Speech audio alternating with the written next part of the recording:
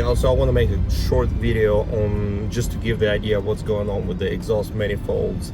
So my main video is coming up. This is going to be actually ahead of the whole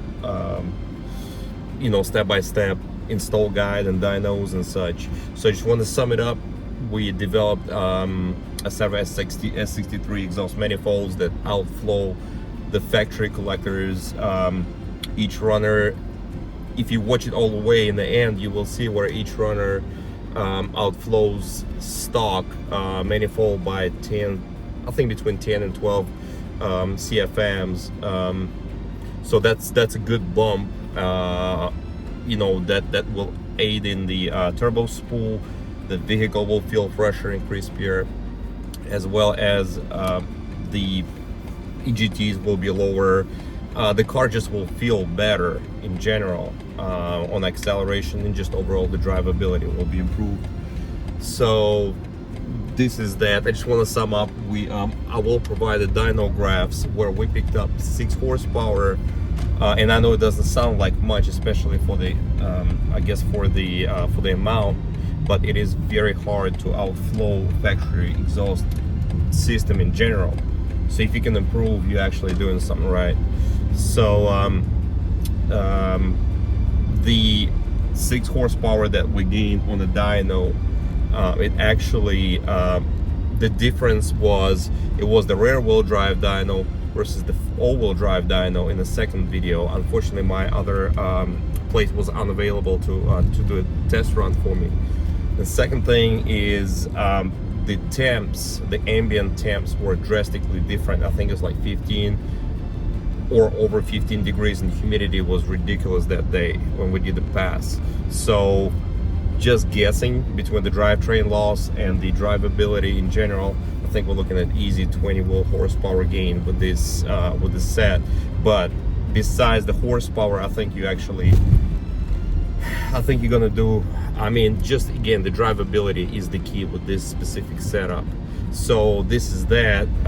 Hold on, somebody calling me. And this is the third time I'm trying to record because somebody calling me constantly.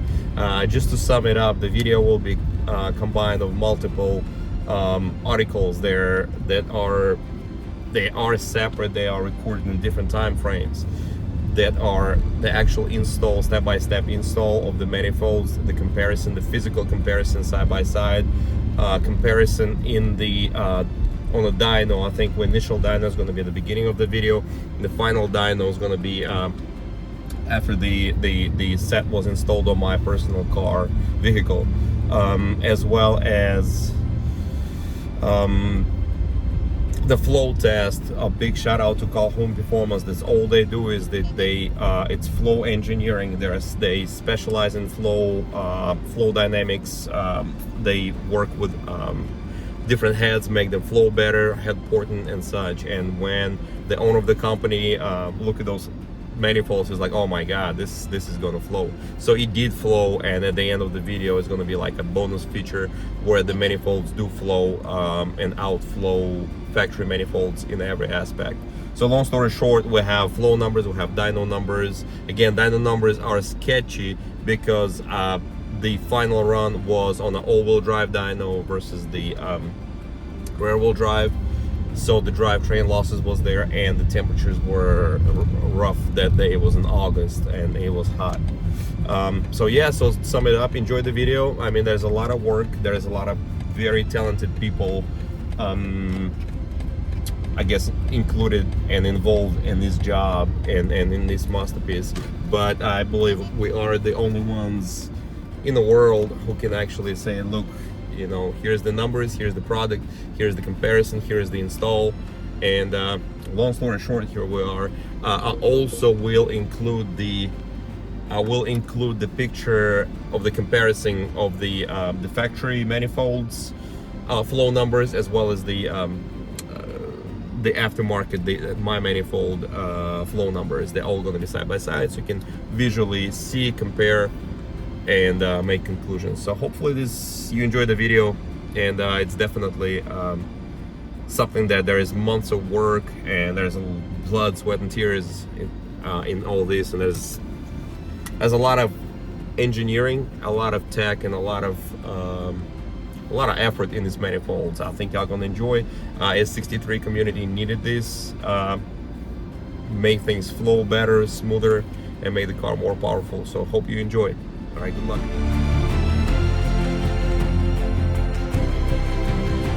Good morning, everybody. So what are we working on today is actually a pretty cool project of mine. We created this masterpiece. It's literally art piece here. You can see everything is ported, just straight welds. Everything is just straight, beautiful. Look at that.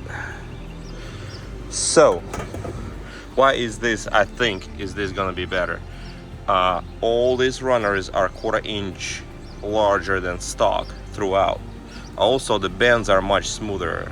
Also, the stock manifolds, once I get those off my X5, also the stock manifolds, they jump diameter. They go from, I think, 29 to 32 millimeter, whatnot. This is all equal diameter all throughout. All the welds, everything is just beautiful. Also, I was going to mention that these were pressure tested, and these are made with 321, I think it's 321 stainless steel, which is perfect for the exhaust high temperature applications. The steps for the day is we're going to remove everything on top, including turbos. I don't know if I got enough time to do all that, but that's the plan. I'm gonna put the camera up and just work fast. You can see all these steps, detailed steps on my first application of the turbo removal, sorry. So I'm just gonna go ahead and just work fairly fast. I'm gonna try to probably comment this as I go, but it's gonna be fairly fast. We're gonna take this intake manifolds off, the vacuum canister, just get everything out of the way, get the cross bridge off, get all the wiring out of the way as well. Just, you know, we're gonna go pretty fast right now. The task for the day, the goal for the day is to be able to see the turbos. I only got an hour and a half, so I'm gonna try to go work fast. Okay, so we're gonna take the intake manifold off first. What we're gonna do is unplug the mass airflow sensors. This plastic tab. Unplug. This plastic tab on the bottom as well.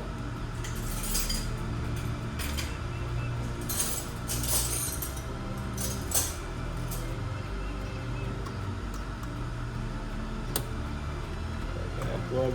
The clamps for the intake is going to be 1/4 inch. I use it on a socket.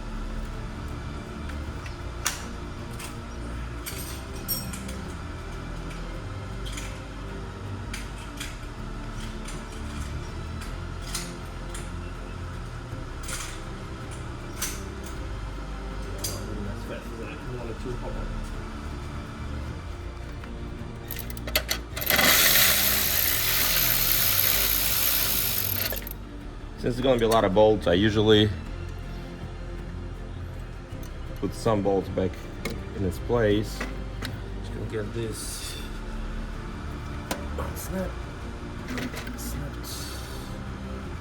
Get it out of the way for now. Okay, what's next? Ideally, we want to move these inlet hoses, which I think it's squeezing here.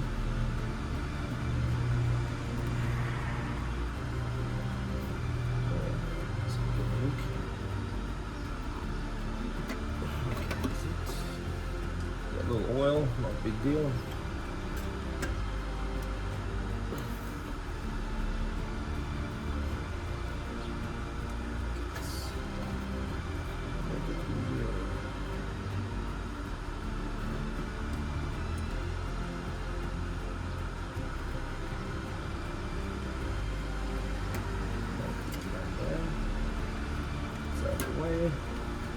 So next, what we're gonna do is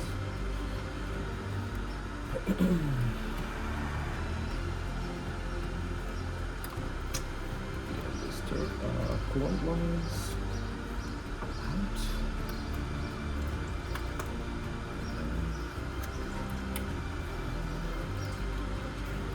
Just put this in. So now we're going to remove these inlets, which implies a couple Torxes, and also I'm going to do these clamps as well. Well, I can get there.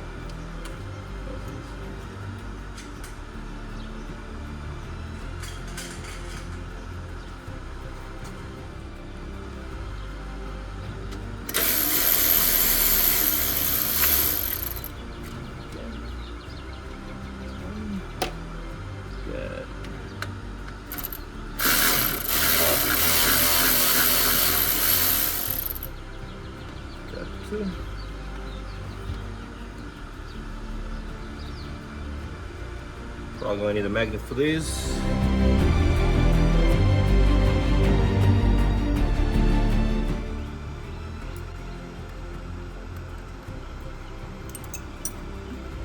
And this comes out as well.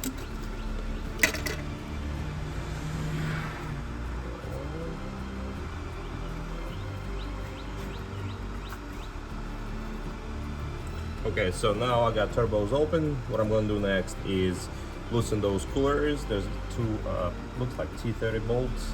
Loosen the coolers and get those silicone boots off. I actually see the silicone is cracking on mine just a little bit, but I might look into actually replacing these. Maybe they will be on a warranty. But anyway, I'm going to loosen those two bolts right here, Torxes, so I can actually swing these coolers out just a little bit. And I'm going to jump on those bridges as well as the O2 sensors.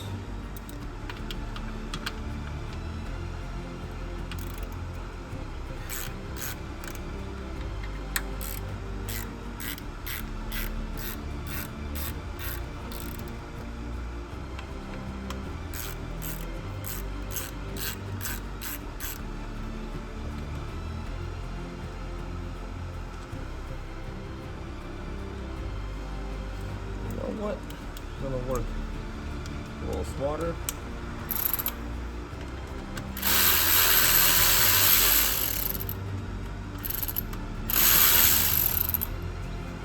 Okay, stops there.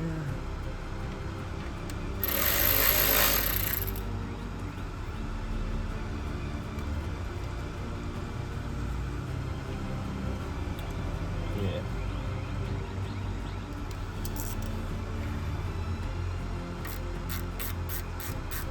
It's a pretty long Torx bolts.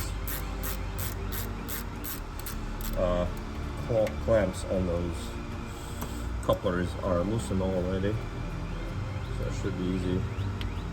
Should slide down fairly easily.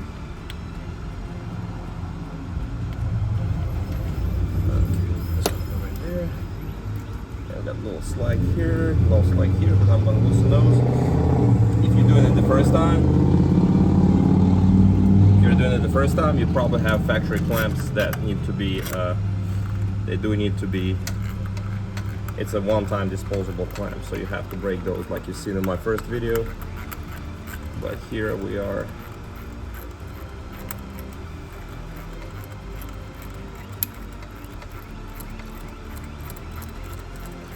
Yeah. Man, it's hot. Ridiculous. Okay, this should be loose enough too. Yep. Wiggles. Come right out.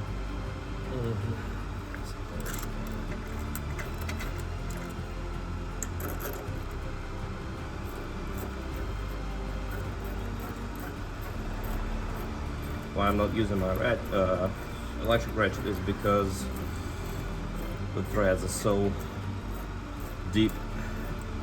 None of my deep 10 millimeters is not deep enough for this smart thread.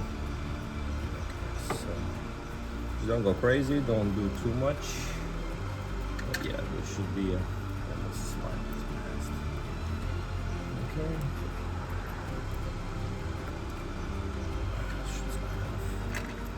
I'm not super crazy about these silicone boots, at least one of them cracking. I have to look into that. I'm not really happy about it.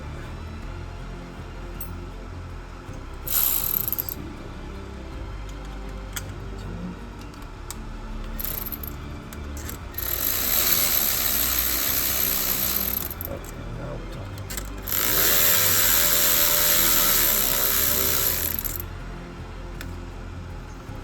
Right now we're doing like a basic,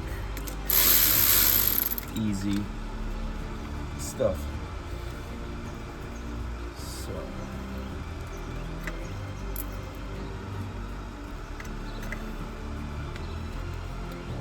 let me work this off. Okay, so now like we did last time in the last video, we're gonna try to undo this. It should come right up. Oops, and there he goes. That was that. And then we got a few of those, I think it's Allen bulbs. I'm gonna run on my electric. Also, what we got is got those O2 sensor plugs connectors here, which we will also unplug while we are at it. We'll get to it next. I'm gonna do these things first. Okay, make sure y'all can see what's going on. Snap this line. I'm gonna use the shorter extension to get under the firewall. I should be able to get it.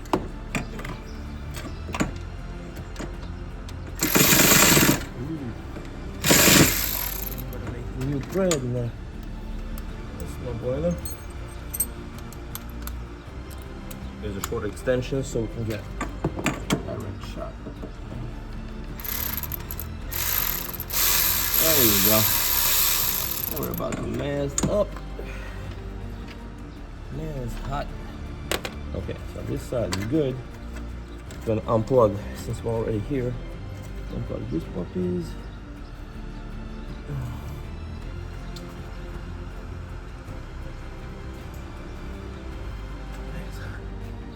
Okay.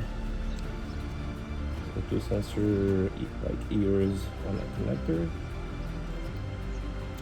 Get that undone. Bam. Get that undone as well. Okay, just press that tab and it comes off. Okay, these 2 connectors, loose connectors, I'm gonna just kind of stuff them here. So they're gonna be out of the way for a minute. And we're gonna loosen these wires. It just like they clip onto that little plastic bridge. Snap into the thing. We're gonna kind of run them up. We got to remove that bridge eventually. It's also a ground strap on the other side that is very important. Otherwise the car is not gonna crank. I think that's the main ground that goes to the ECU and whatnot. Alright. So I'm gonna come on this side, do the same deal here. Use a longer extension for the 1 bolt. Ooh. It's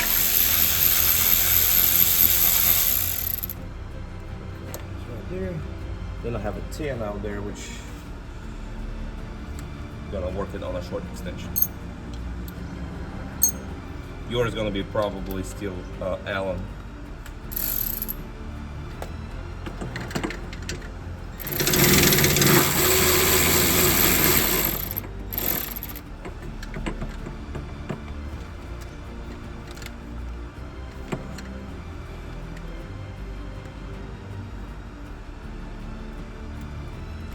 Got that out.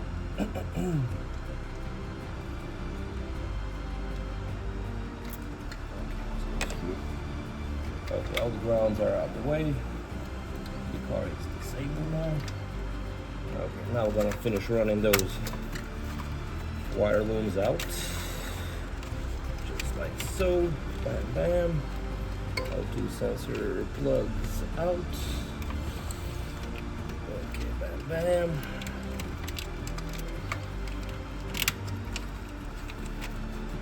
Okay, so this is out. So the bridge should be loose, except for this couple of plugs, couple of vacuum lines, just lift everything off of it, obviously. How about this thing? There you go. Full persuasion. Try not to tear stuff up, of course.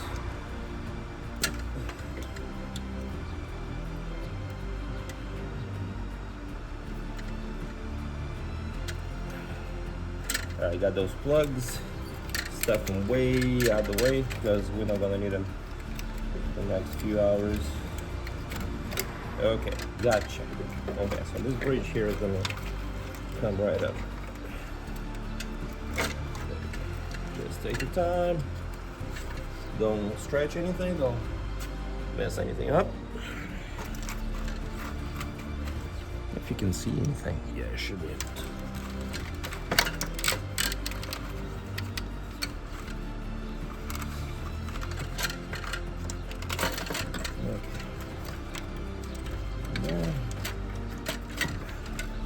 Ideally, I probably need to remove these things here. That would just clear so much room. It's only two Allen screws there, but we're gonna use Torx because we can. Do not follow my example. Just gonna run T30s through there. And should not do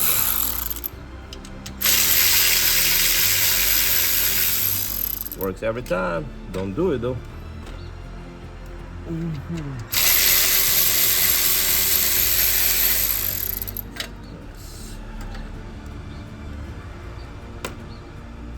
There you go, just kind of slides up. Be careful with this fuel pump plug, but we should be able to move around it. Again, a little persuasion. Oh, okay, I see.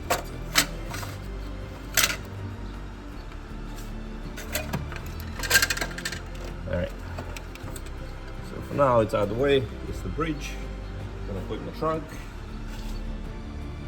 Okay, so this is where we at. I got this shield removed. This pretty much pulls up. So what we're looking at is, here's the turbos, here's the heat shield, here's all the wiring.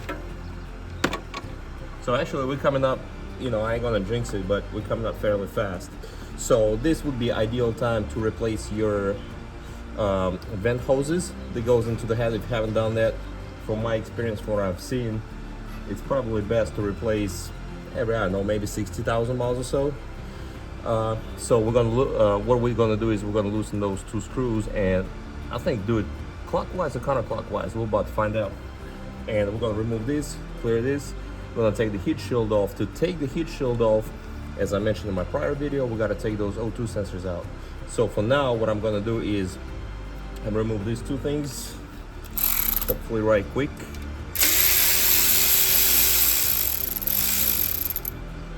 And when going back in, try to do it in the same sequence because right now they're wide open. You see I turn it clockwise. You gotta go all the way, I think. Yeah, like this. Okay, it comes up. Make sure O-ring is on there still. They're fairly new, they got maybe 1,000 miles on them. So yeah, so I'm gonna put a rag or something or paper towel in there. So here it is. As I mentioned prior, I'm gonna put those important bolts back in so they stay there for now. I'm gonna do the same thing on the opposite side now. Okay, while I'm doing the other side, I just want to mention that this Amazon socket set, O2 sensor socket set, I guess. I used it multiple times with excellent results. I mean, so far I used it maybe 6-7 times. This is, you just cannot beat that tool right there. It's perfect. Okay, so now I see. Okay, so we gotta remove this. Man, I'm so lazy, I don't want to do it. Can't even work around it. Nah, I'll probably take it off just because we got so much to do still. Yeah, I'll take it off. Okay, so we're gonna take this turbo cooling reservoir off.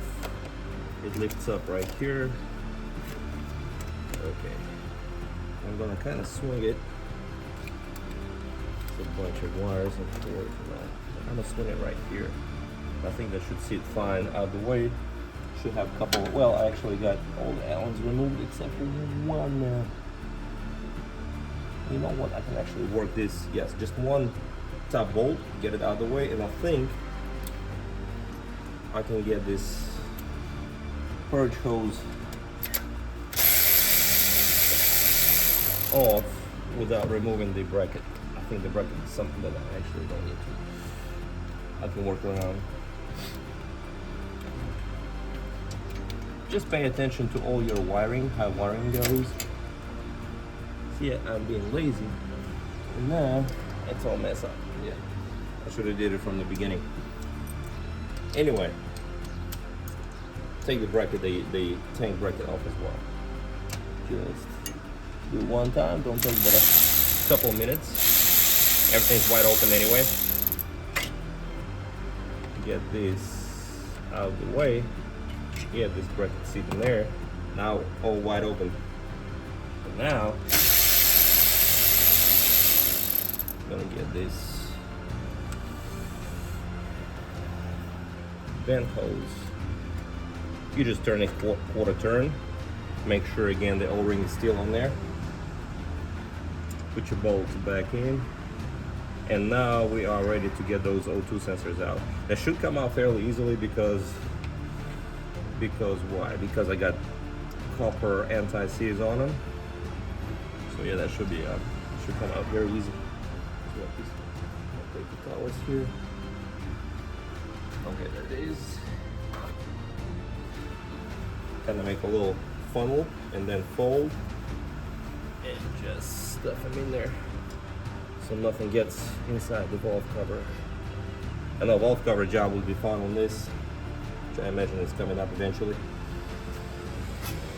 Okay, so what we got right now is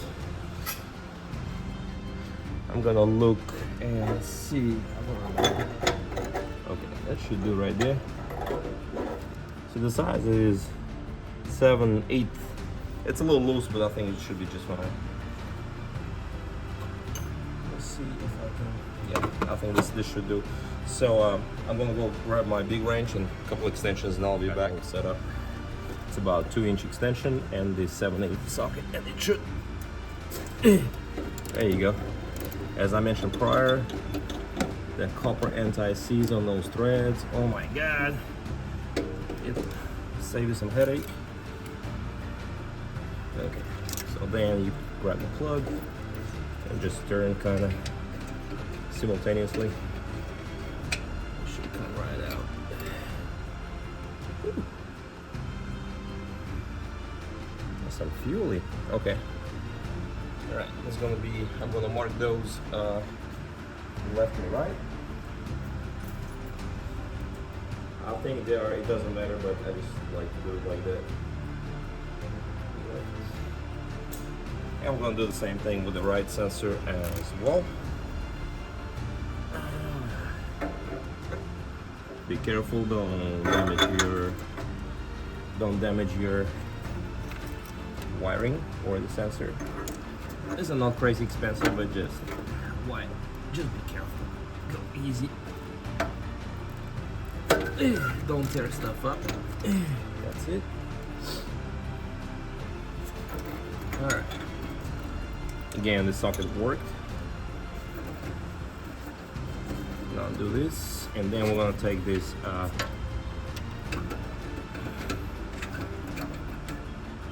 take this heat shield off next. Let me mark this as right. Marker about 2 months. Yeah, it's fine enough. Okay, time to remove this heat shield. So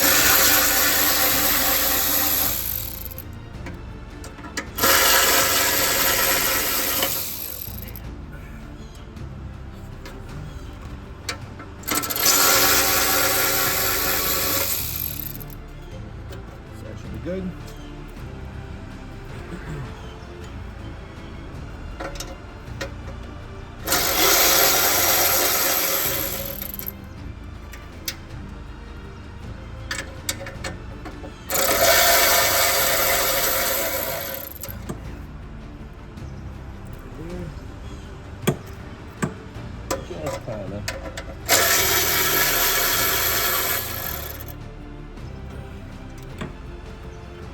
actually looks like I can just loosen those bolts and the shield will slide up.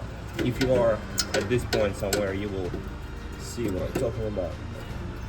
Anyway, so yes, this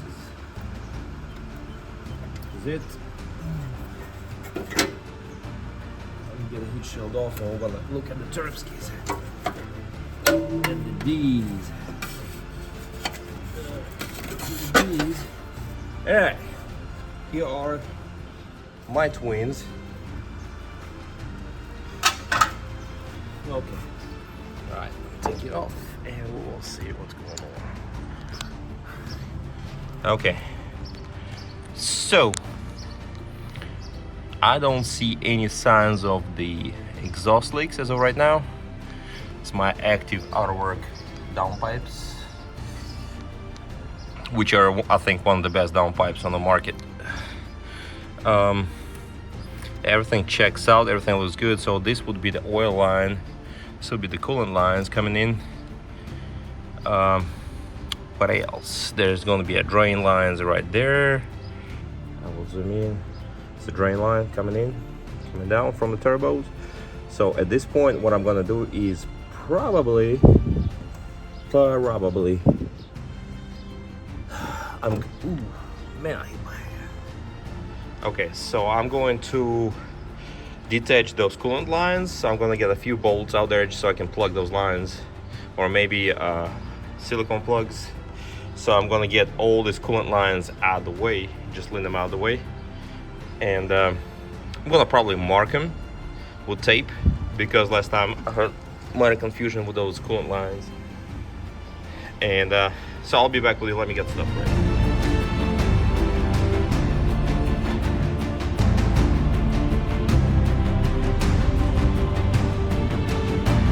Alright, fellas, so at this point what I'm doing is I got a bunch of those plastic plugs from Amazon that I use for other purposes. This is caps, this is plugs. So what I do is I loosen the coolant hose. Try to not to lose much coolant so it doesn't spill. Then I lift the hose up and I plug it carefully so we don't have to, we'll have some material to actually remove it, and just get it out of the way. The hose clamp is not going to fall off because actually the end of the hose is expanded. So this is out of the way. So now all we got left is I'm going to remove this heat shielding things.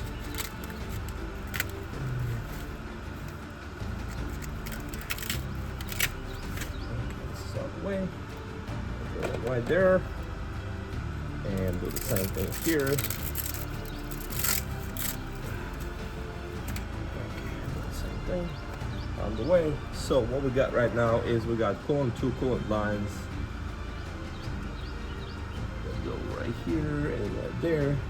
So ideally, I'm gonna probably, what I'm gonna do is I'm probably gonna break one of those clamps, or maybe two of them, put caps on them, and just remove the coolant line with the turbo. So long story short, I'm gonna remove this this rubber line and this rubber line. And actually, matter of fact, I might even keep one of those clamps on, which is gonna be, probably this one's gonna be hard to clamp. So I'm gonna break this clamp, remove it, plug it. Gonna break this clamp, remove it, plug it, so that way when we remove the turbos, the line stays on. So yeah, so we're gonna come up with a way to break those clamps, which I think this is gonna be pretty fair right here.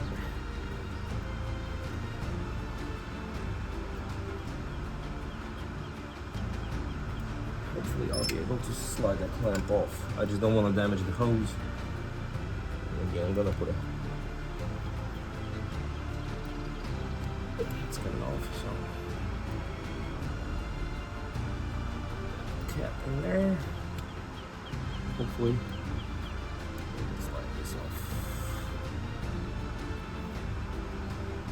It is actually coming off.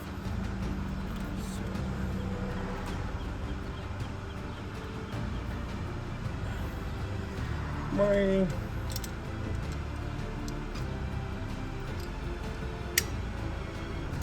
just roll it off and this should stay on there. Here's the clamp. I got a bunch of those one-time disposable tension clamps. I actually love these. They're one of the best things out there, I think. Do the same thing in this thing. Break it. This one actually broke really quick. And what we're gonna do is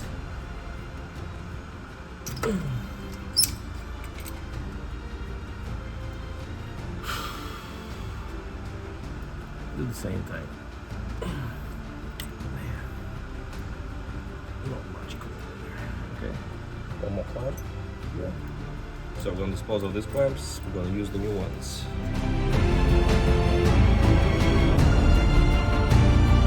Okay, so at this point, what I'm gonna do next is I'm gonna loosen those clamps for the downpipes, just to kind of get the stuff out of the way, as well as I'm going to loosen those oil lines. That's going to be feed lines, and the drain line is going to be all the way at the bottom. So I'm gonna fix what I can right now, like in terms of just get the stuff loosened that I see, and then I know the drain line tubes are all the way at the bottom, so it's going to be kind of hard to reach. But let me get those downpipe clamps. They appear to be 13s or 14s. I don't remember. It's been a while since I've done mine, so let me get this situated. It's 13 right here. Yep, okay, it's 13. Excellent. So what we're gonna do is we're gonna try to lightly loosen them. It is actually. Okay. So ideally, you would want to replace those clamps, downpipe to turbo clamps, and they are gonna be tough to remove. So what I usually do is I'll get this pry tool and kind of work it a little bit. There you go. So this should budge those clamps some.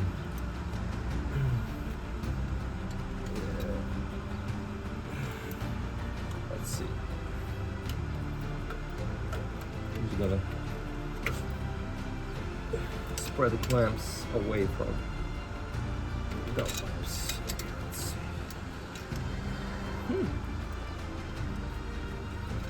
Too loose. Okay, let's see how I'm gonna get those. Alright.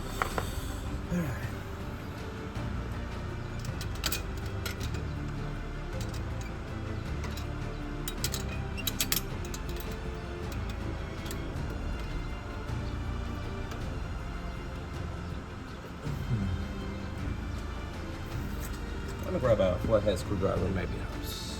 Okay, so here's the way I was able to actually get this loosened. I get onto the other turbo and just lift it up a little bit, and let me get these clamps out.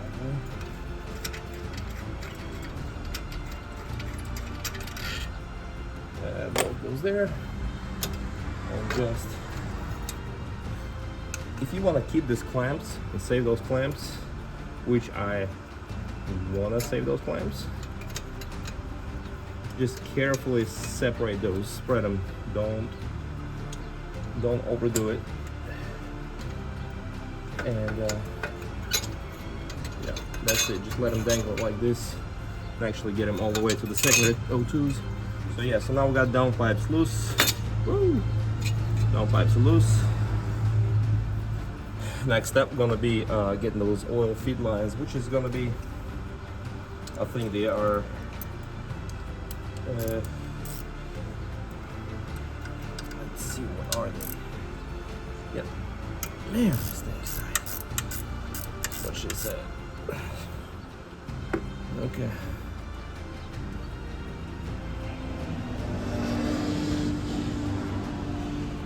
I'm gonna use my electric wrench on this as well, just to save some time.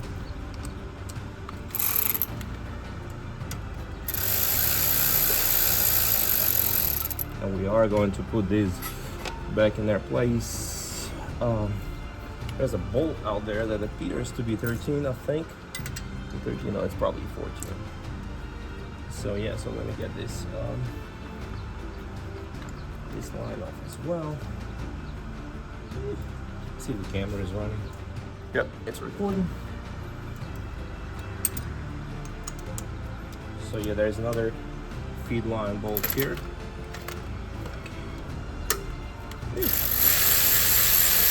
That was tight. So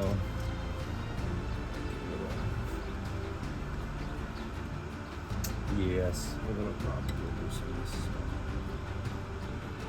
There's another bolt on the bracket. That holds the line to that bracket, that little bracket on the side. It's only on one side. So anyway, I'm gonna put this right here as well. Okay, now what we're gonna do is we're going to loosen those. Probably 14 millimeters. I'm gonna grab a couple sockets, I'll be right back. Yes, it's a 14 back there for these oil feed lines. So just out of my hand. So just be super careful not to lose the washer anywhere in that turbo. So yeah, so here is the plan. We're gonna slide this off. I'm probably gonna zip tie to this line there and put a plug in it. So speaking of a plug, oops, plug this up. Okay, so that way nothing gets inside.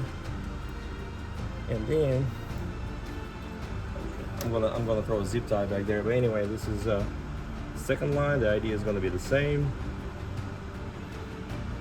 Hopefully that will stay out the way. Keep in mind, since I already replaced those turbos, there's gonna be a crush washer at the bottom. On your stock turbos, if you've never been here before, you will have just a one piece, like a clamp C washer, C clamp washer type of deal. So I've got the feed lines off. Let me zip tie them out of the way, make sure we don't tear stuff up. I'm gonna grab zip tie. Okay, hopefully I am zip tying this correctly so that we don't have to move them anymore for a while. Let's see.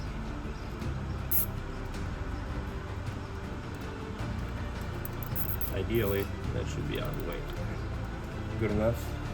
Don't put too much stress on those lines, you know. I don't think you can damage those much. They are like full metal braided lines. But yeah, still just be gentle. So I've got the clamps off, we've got the feed lines off. Now what we're gonna be looking at is the drain lines. And the drain lines are gonna have a bolt right in there, which I'm pretty sure is gonna be, yes, an Allen probably. I'm gonna use a T30 for this, but I'm sure it's an Allen screw. So anyway, so this is the drain line for driver's side turbo, and there will be a drain line way under there. We're going to remove those vacuum hoses of those the wastegate actuators. We're just going to get those vacuum hoses off as well while we're at it, and we're going to loosen the bolts. And the last thing is going to be holding those turbos in is the actual clamps to the manifold. So let's get that out the way now.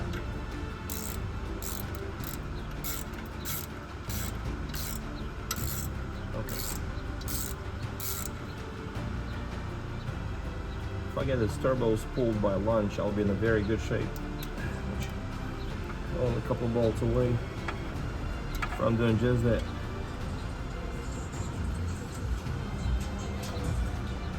Okay. So now we'll use the magnet.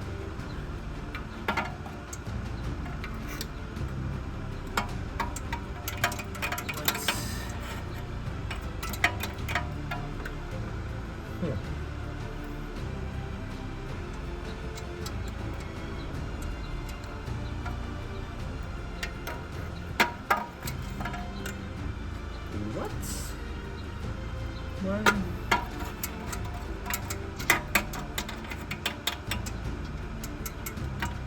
I'm not sure why it's not. Oh yeah, I think it's actually, it stays in that gasket, I think. So it might be good as is. And now I'm gonna carefully remove this vacuum lines of those diaphragms.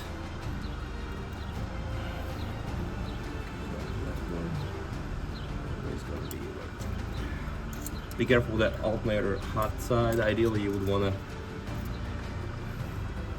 take the battery completely, one of the battery terminals completely off, but again, I'm just gonna be lazy with this one. I'm just gonna keep it on for now. Okay, now these things are off. And you know what? I'm gonna need a step stool to be able to see where this goes. Because I don't see nothing. I'm gonna grab a step stool in the light if you can see.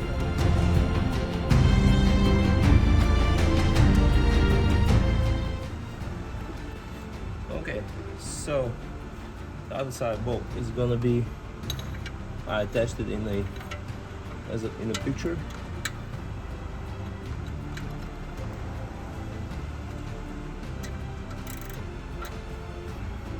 And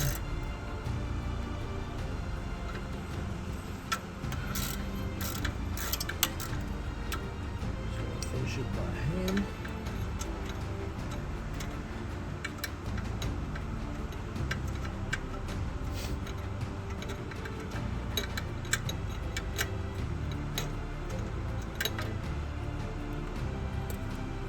I'll try and make it on this side.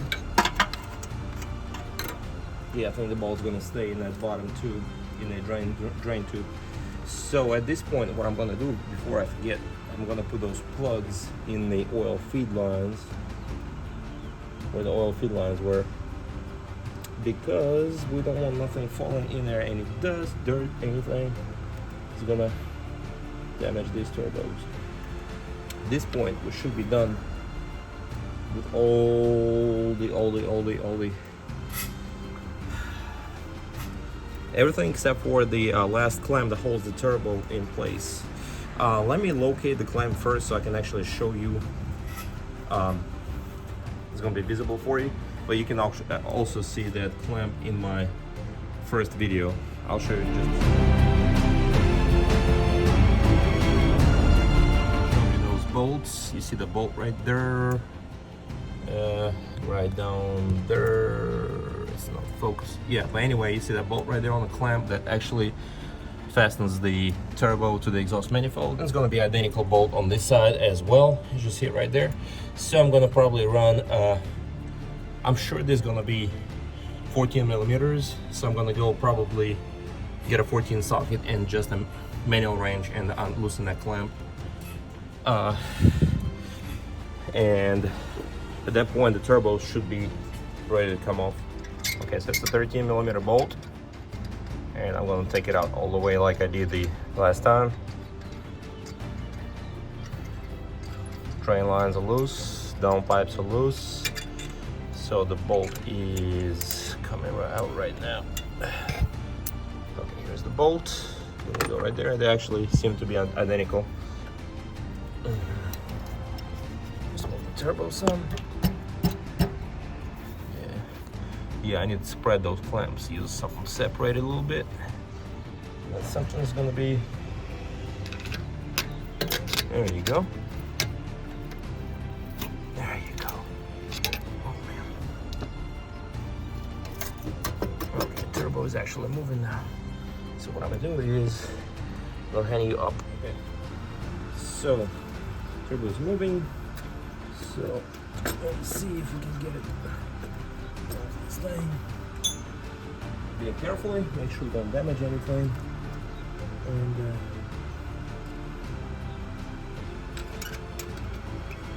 okay, clamp is coming off, so clamp is coming off.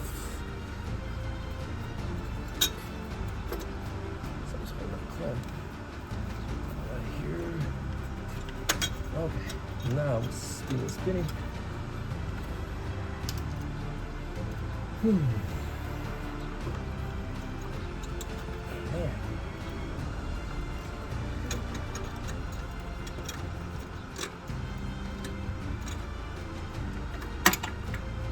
Okay, so ideally it should lift up now.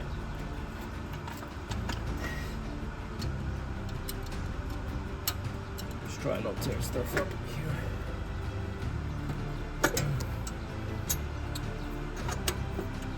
Man, this clamp don't play.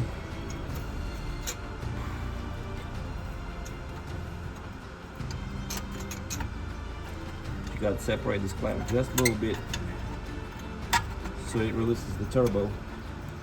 And then, ideally, should move the turbo up.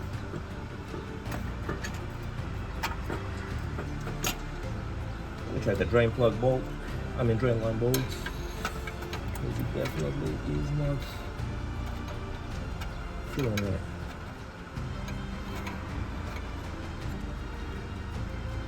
I want to triple check everything. As a matter of fact, maybe we might need to remove this driver's side turbo first. Let me get that first. Okay, I'm gonna work the turbo a little bit. That one's stuck. Okay. It should be coming up with it. And here we go. Alright, so here's the turbo. The turbski. Just be careful with it. And I'm gonna put it out of the way. Second bolt right there. That's 13. I'm gonna pull that using my electric wrench, and this turbo should also lift up and out of there. Okay, so at this point, what I'm gonna do is I'm gonna get this heat shield out of the way. Just a couple torques. And we're gonna be looking at those exhaust manifolds. Hopefully not sometime soon. Yeah, I know there gotta be a couple more torques there as well. Okay, just an update. So this heat shield goes all the way under the alternator. So I gotta remove the alternator.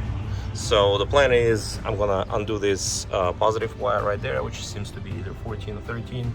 The one that goes to the alternator. I'm gonna undo the 13 from there. That goes to, I would imagine, probably ECU block. Here is this whole setup right here. But ideally, probably this is the main cable that goes to the battery. So if I undo it there, it probably gonna disable the rest of the power there.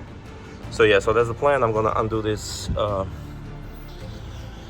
positive wire. I'm gonna loosen. My phone died, so what I'm doing right now is I got this battery cable out of the way and loosened out there.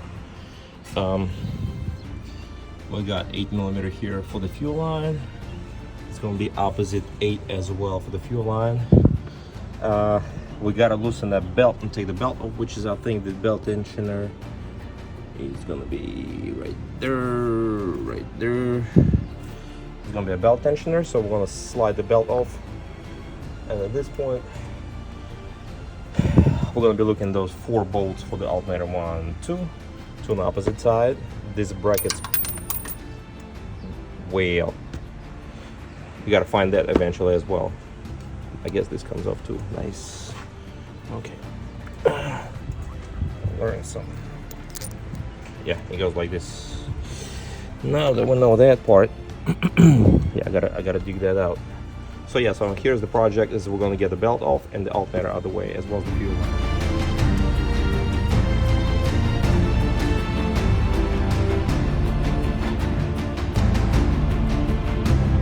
The belt, I'm using T55. I think it's kind of loose in there. It might be I might need T60. But anyway, so I got the wrench, and just you're gonna go clockwise, and you will throw the belt off the alternator. So that's the plan. All right, so I got the bolts loose right there. I will need to loosen these two bolts, which appears to be also T30s, the bracket on there. So yes, this is gonna be next. I actually got my tension leaning on the thing, but we'll make it work without it. So yeah, so this bolt I was able to access using a swivel. Let's lift it up. Maybe it comes up. It's hard to work by one hand, but I'm gonna make it work.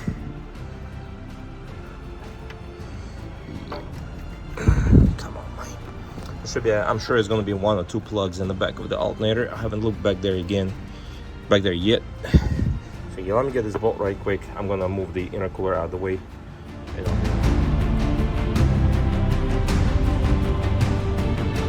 Okay, so at this point there is a plug at the back of the alternator, which we're gonna undo and remove. Here goes the plug. And ideally, theoretically, I might be able, by some miracle, to just push the alternator out of the back. But I don't think it's gonna happen. So there are a few lines hanging on it. Yeah, I might need to come out forward, or at least get this bracket off. So yeah, we're gonna loosen those 2 T30 screws right quick, right here in the front, that holds this I guess some kind of electric pump for the turbos. So yeah, we're gonna loosen this. Should be easy peasy. Whew. But yeah, it definitely adds up a few minutes to the job. It's alternator. Alternator ordeal.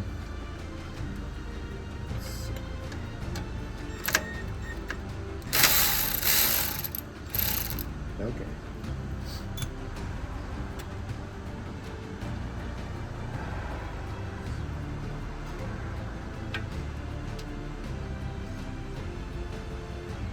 This probably should clear the alternator, and I might be able to get it through the back. Maybe not. We'll find out. Why I'm doing this is I'm trying to get this heat shield that covers the exhaust manifolds. I don't understand what's holding it, but I'm about to hopefully find out soon what might be holding this deal. So yeah, let me wiggle this alternator around just a little bit and see. So the only thing that's blocking the alternator from coming out, out of the back is this hose, and I think it's a coolant hose, like crossways. So we're gonna undo this bolt right there, and opposite bolt on the other side right there, the clamp, sorry. And we're gonna spill a little coolant, but it's not gonna be anything crazy. The alternator should slide right out. Okay, so the alternator ideally should slide out of the back. We're gonna be catching a few these lines here. Just don't put no stretch on any wires, vacuum lines, or anything really. But all in all, I really don't want to take this fuel lines off. Okay. This goes over right here. Okay. So the driver's side looks fairly free. Let's get this.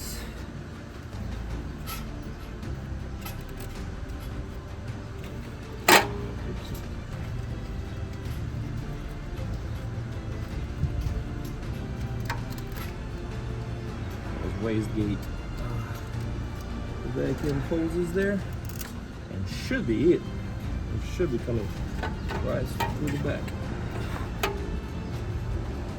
Okay,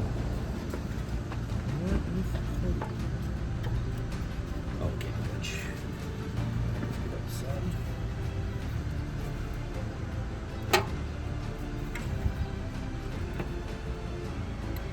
yeah. Man, oh man.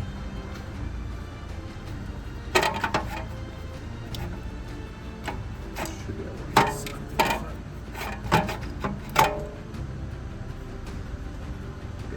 only thing is holding it here is this hose. Which can lift up.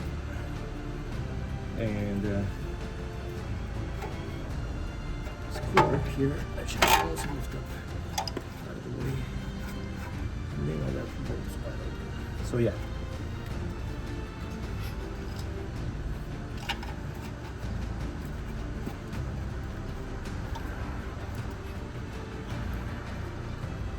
I guess we just ended up going forward, and now I got access to those bolts that hold this heat shield. So the bolts that I'm referring to are them, and there's one on the opposite side. So that should do at this point. Yeah, it was just easier to remove the alternator completely. It came out through the front. So now the heat shield is gonna come off. That ain't not too bad, but it's gonna be a little easier in this particular application, but not a big deal. Just make sure you don't drop anything in those oil passages. Let me get this cleaned up eventually. And here we are. S63 exhaust in all its glory. So, what we are looking at right now, let me get you off the stand so you can see better. Oops. Sorry. Okay. So it's wide open.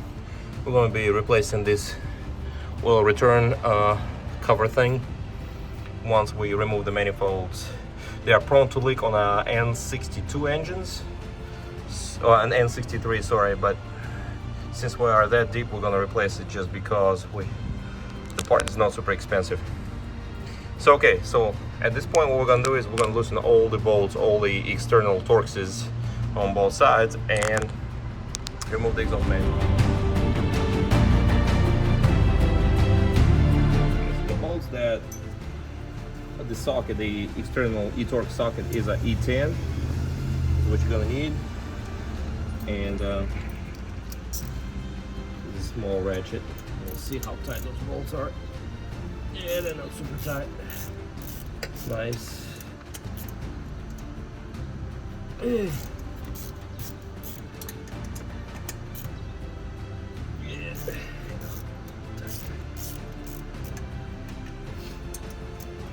So we're gonna get this loosened up. Again, we gotta make sure we don't drop anything into those bolt holes. There. Get a different extension, shorter.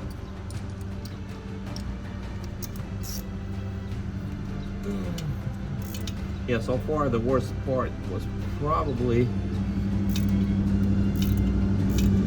removing this alternator, just probably because I've never done it before.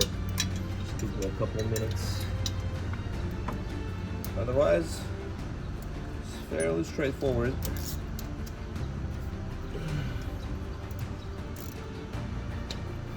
Be careful, don't cut yourself like I'm about to do. Oh man, that's so crazy in there. It's almost tight. I got one more. You know, having different length extensions helps tremendously. So I'm gonna do this good old trick for leverage. Throw a socket on extension and just there you go. Again, as you go, make sure you plug up all the holes. All the holes that you got open. Make sure you don't drop anything into the engine because it can make up for a bad day. So yeah, so I'm gonna speed things up again. With electric wrench. So this is the bolt with the, I guess, like a temp expansion spacer. I'm gonna save those. These are around, I think, $11 each. So I'm sure BMW recommends recommends to replace those, but I ain't gonna do all that.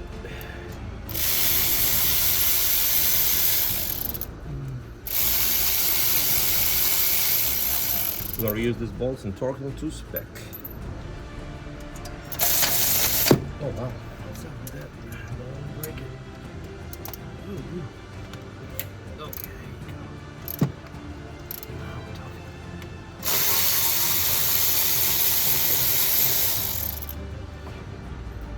Just gotta look up the torque speculation for these bolts.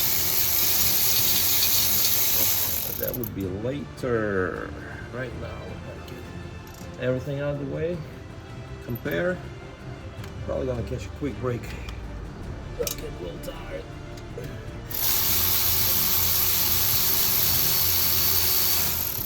Okay.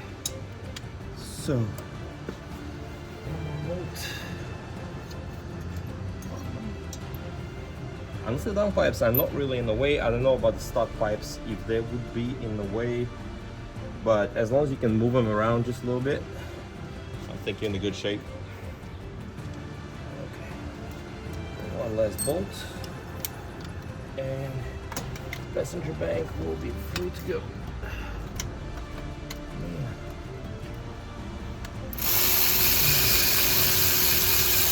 Oh yeah, we can do this now.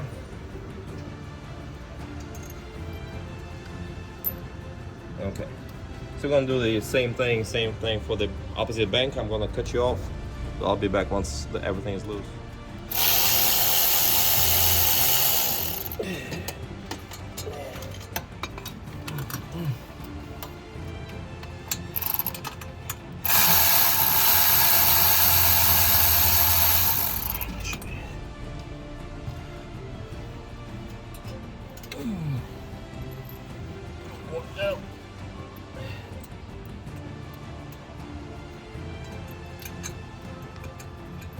Alright, that's it.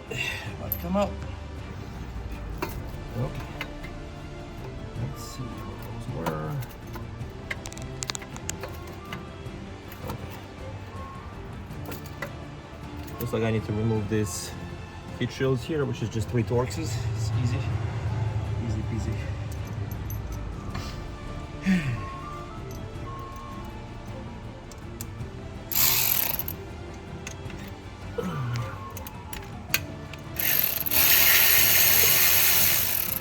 Yeah, everything's super tight. Just make sure you don't drop any bolts into the exhaust chamber, because it's gonna be a bad day.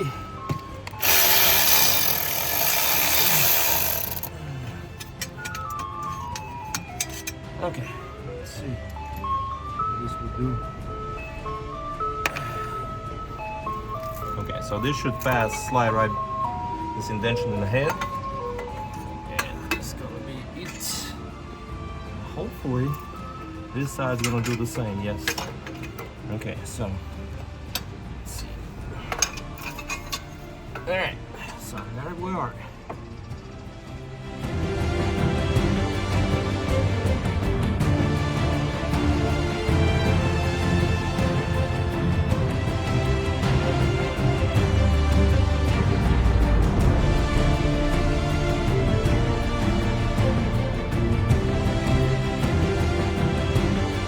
Quick comparison while we got this in front of me. So first thing that you notice is how reduced these are. They literally squeezed down there. Also how jumpy these are. Full size, you can see right there, and these are super puny. Yes, also full size equal diameter. Here, while what we're looking here is diameter will jump, it's actually pretty wide here on the inlet, you know, where the collector meets the head. Then it's reduced here drastically, and the reduction continues to the main 4-in-1 turbo collector. Here everything is thick and equal length. So as of right now, yes, we are in a good shape.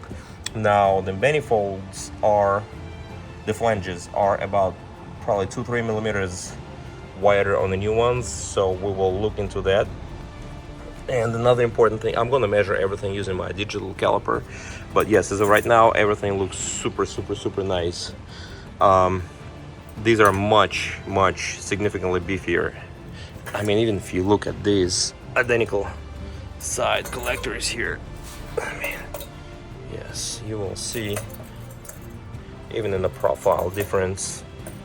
I mean, this is super heavy duty there. I mean, these are even heavier than these. So anyway, so where we at right now is everything is equal length, equal diameter, and larger diameter than stock. Stock is actually, I think, 32 to 29 millimeter, and this is a 1/4 inch larger throughout. So yeah, so you see here the same story. And on the inlet, I want to point this out to you. I don't want to scratch this up. These are just beautiful. On the inlet, you will see how much of a reduction there is immediately, while these go equal diameter and they are ported. So on the way out, this should flow much more efficiently. But again, let me measure this out. I'll use my caliper, that way we stay, we're gonna show some signs today. So my plan next is remove this lower heat shield, inspect the valley, make sure we don't have any oil leaks. I'm going to eventually replace this piece right there, the return line, like I guess collector box. They are known to leak on the N63 engines. I don't know about S63, but probably I'm pretty sure it's going to be the same issue. So while I got everything wide open, I might as well do that. I got a new part. You will see the part number on the assembly. So at this point, what I'm going to do is I'm going to remove this heat shield there. I'm going to leave the stock gaskets in place for now. And what I'm going to do is I will clean everything up.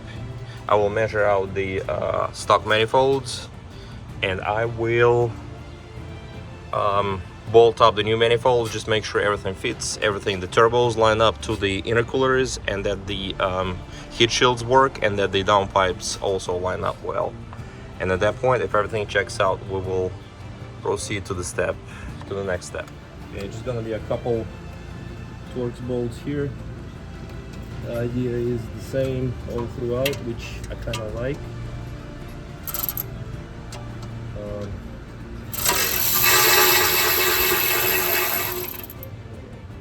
There's one bolt, and here is gonna be, again, an extension. I'll be grabbing a lunch break soon, but I am moving pretty fast. I started at 9 o'clock. Right now it's 12:30, and I had a couple unexpected things came up, which were the alternator situation. But again, not a big deal. We got that squared away. There is 2 Torxes all the way to the back. Should be an easy job for me.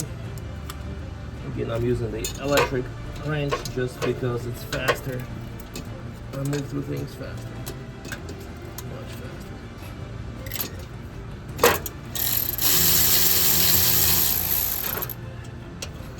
Okay.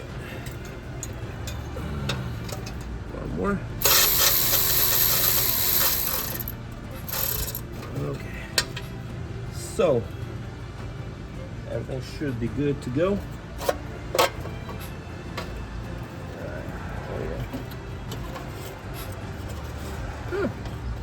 I don't want to jinx anything, but all looks dry, man. I'll clean this off eventually.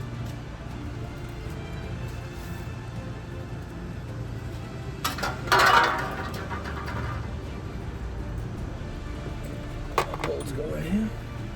Okay, but I'll take you off the stand so you can see closer. This is the collector box that I was talking to about. Sorry. So we're gonna replace this just because it's known to leak. There is a very flimsy seal at the bottom. I see some mice shit at the bottom, but all in all, it's everything's pretty clean. So I don't have much to complain about, and it's going to be hopefully an easy cleanup job. So yeah, I'm going to leave it as is for now. All super straightforward. I'm going to jump back on this project later today or first thing in the morning, and I'm going to test fit everything.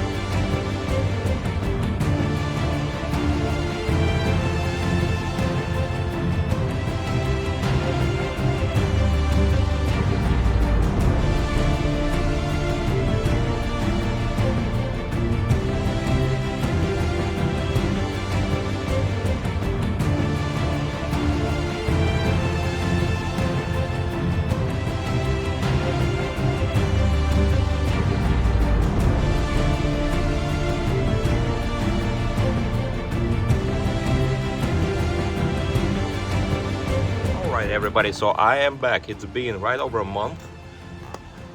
We had a couple corrections done to the exhaust manifolds, as well as I want a couple things done. I also ordered a couple parts. Also, it took a minute to get the high temperature coating done.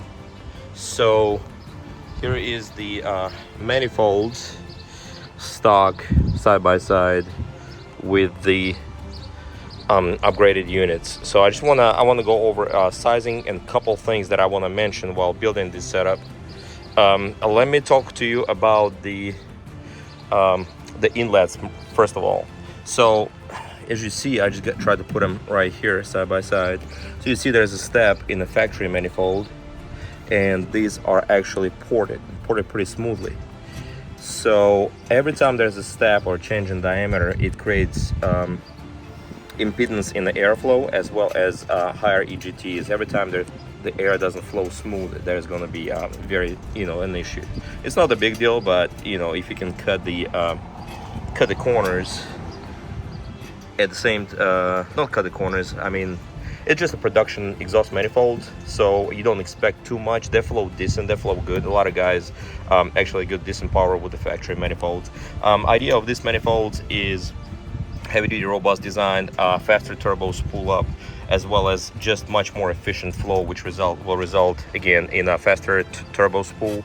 Car will come up on the momentum faster, as well as the lower EGTs. So you can see right here, the crossways diameter is identical. I'm going to show you in just a minute. Vertical diameter on these manifolds is actually larger. Also, if you look at the flanges, sorry, the sun is super bright. These flanges, the new flanges, are actually thicker compared to the stock manifolds. Stock are super thin. Okay, so let me grab the caliper and I'll show you. I want to show you the difference on the inlets. Like I say, let me get this up. Sorry. Okay, so the inlet is at 36.2. So inlet here is at, it's hard to see it, 36.28.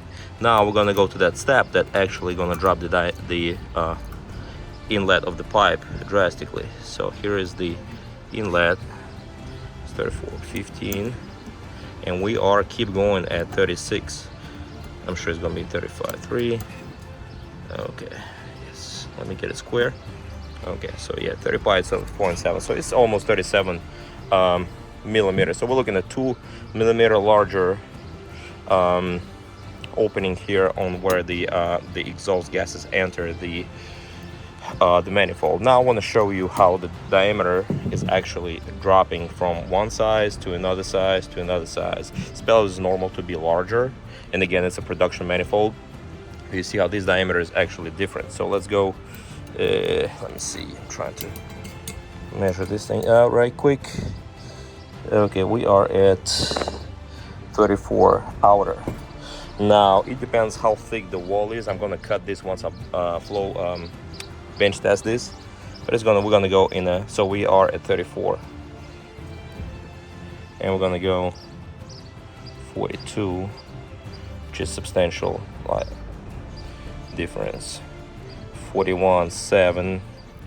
Outer diameter we're looking at 34, and 42 is obviously between 6 and 8 millimeter difference. Now this wall is probably stainless steel, probably gonna be thicker. Again, I'm gonna compare the inner diameter once I get this cut, and I'm gonna get this size pipe from my guys, the one that built this unit for me.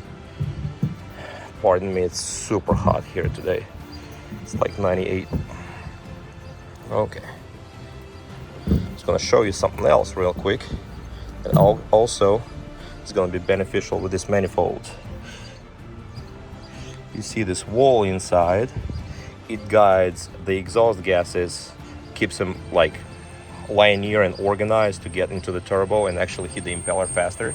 So this is all curved on the inside, like the exhaust comes in like almost immediately. So this there is also gonna help for a faster and more direct spool. So anyway, I'm gonna be right back. I'll get on the car and I'll show you where I'm at with this setup. So we're gonna run by something. So here's the part number. Here's the actual part. So this is the box where the turbo oil return lines go into. It actually comes with, trying to focus, with inner O-rings inside already. So this is not a very common issue on the F85, but I've seen this on N63's engines. Sorry, this is not a common issue on the S63 engine from my knowledge, but I've seen this on N63s often.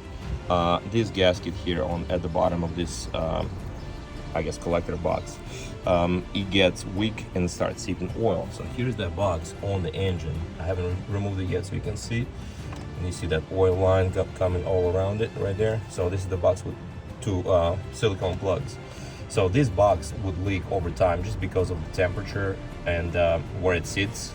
And the oil will run down into that hole and go in between the transmission and the engine block, and will actually look like, will appear to be the rear main seal leak.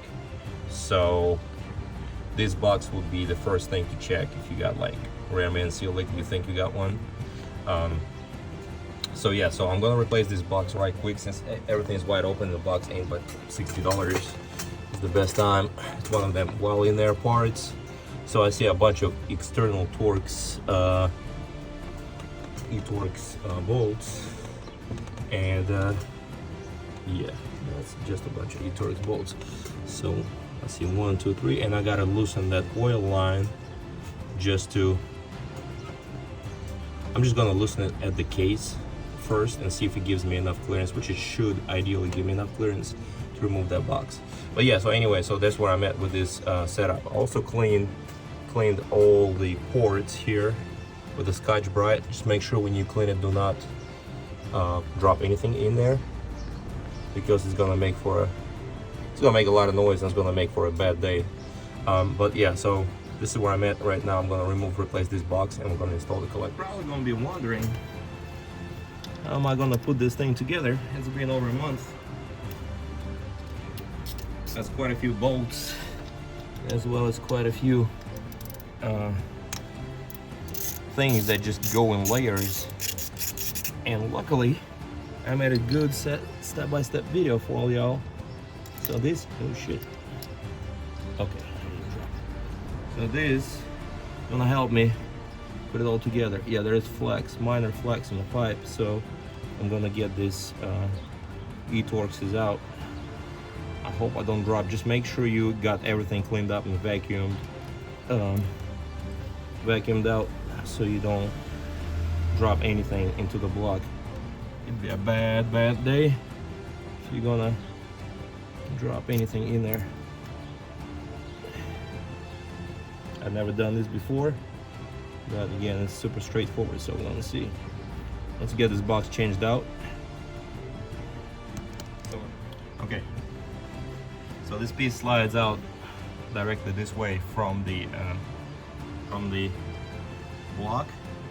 Here's the piece. You will see how flat the gasket is. So I guess it's pretty good timing to replace it, because that sucker is flat. So what I'm gonna do next is I'm gonna clean that area, the maintenance surface.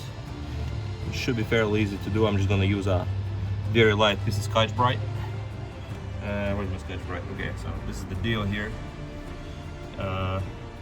gonna get it cleaned off. I'm not gonna put it on the video. I'm gonna get it cleaned off, and when it's time to install, I'm gonna get the video again. But yeah, I'm gonna get it cleaned up really. Just be super careful so you don't drop nothing inside, in the oil, in the block. All right.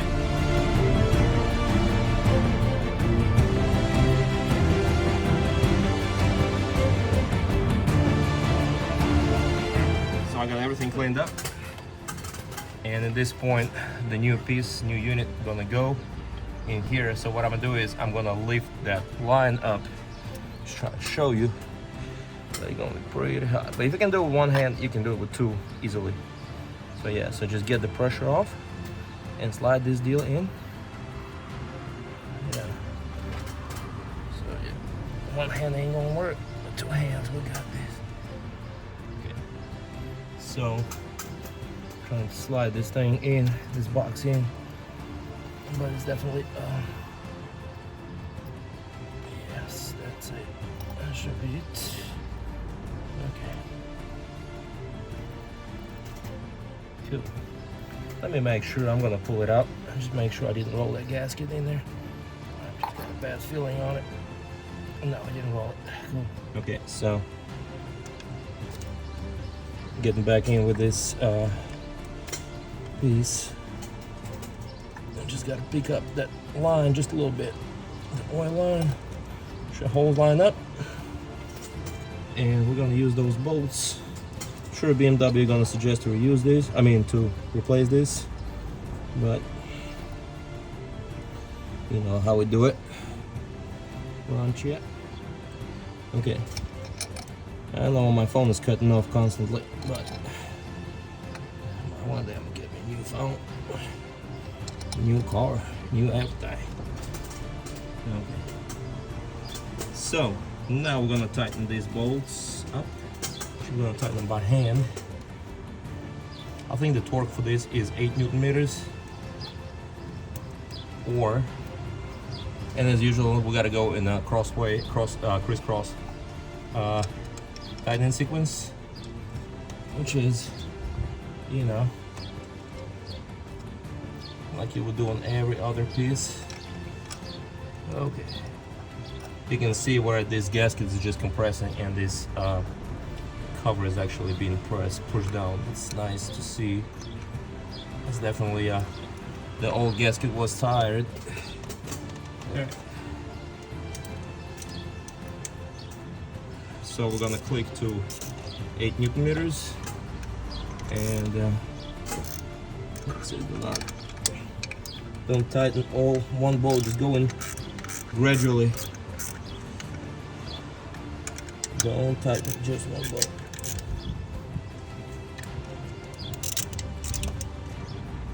Okay, let's see. Alright, now you gotta set it at 8 Newton meters. It's gonna be click,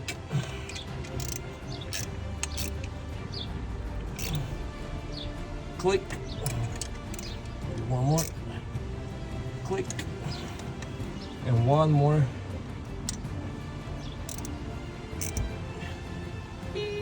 click. That's it. All right, this thing is set.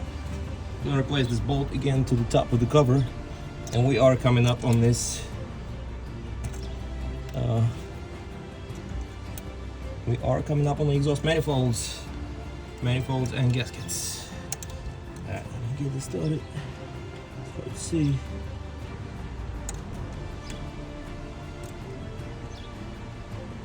Man.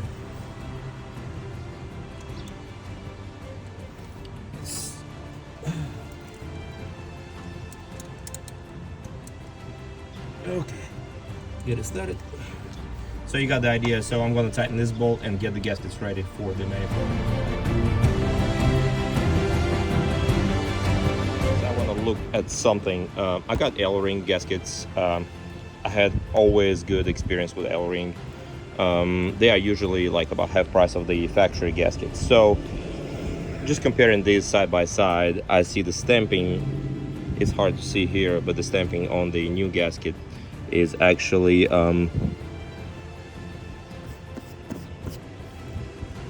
it's about identical, I think, I would say. Looking at these rivets that hold the gasket together, and also these tiny holes and all the, yeah, this one kind of fell apart. Okay, so looking at everything, I would assume L-Ring is making the factory gasket, the genuine. I'm not 100% sure. It's obviously up to you, but I would definitely consider L-Ring gaskets for this job. So now what I'm gonna do is, that's my old way. I've done many head gaskets and exhaust manifold gaskets. I always use this copper gasket spray. I usually do like a couple coats, you know, light to moderate coats of copper on each side. That way, if there's any scratches or any imperfections on the surface, this would add to the seal. It doesn't, you know, it's not necessary. By no means don't use this. I'm gonna use this, just I know how to take this apart and fix if there's any possible issue caused by this. You don't just go in dry like this. I like to throw some copper spray, and so I'm gonna get this coated, let them cure for about 20 minutes or so in the sun. Fortunately, it's super hot. There's a lot of sun going on here, and I'll be back with you once I get this coated. We're gonna move on to the next step. This is what I was gonna show you. I used copper anti-seize on the threads, focus on the threads, as well as on each side of that spacer. This is used to keep the torque values accurate. So I got all the bolts for the exhaust manifolds done this way. Also installed the bottom shield. Make sure you do not forget this bottom shield. It's a heat shield. If you forget it, it's gonna be it's gonna be a bad day. So I got both gaskets in place. They slide over these little studs right there. You can see them. So everything's cleaned up. Everything is ready for the manifolds to go on. So the first side that I'm going to install, I'm going to put this here just for now. First side I'm going to install is going to be the passenger side. It's going to go on this way, and I'm going to install, I think, this part in first. Kind of let me kind of practice it. I hope I don't mess it up. You know what? I'm gonna set my phone onto the holder. That's gonna be easier for you. So I'm gonna get this in. I'm gonna see which way would be best. Okay, probably the fixed collector is gonna go on first, and then we'll slide this past. There you go. Excellent. So we just try not to move it much, and we're gonna use the bolts that I got prepared here. Just gonna get them kind of started finger tight. Like I said, passenger side manifold is gonna be the one going on first, and the other one kind of overlays this. Okay, I will tell you about the torque sequence in just a minute. Also, I cleaned all the bolt holes with compressed air and brake cleaner. There should be no debris or anything inside.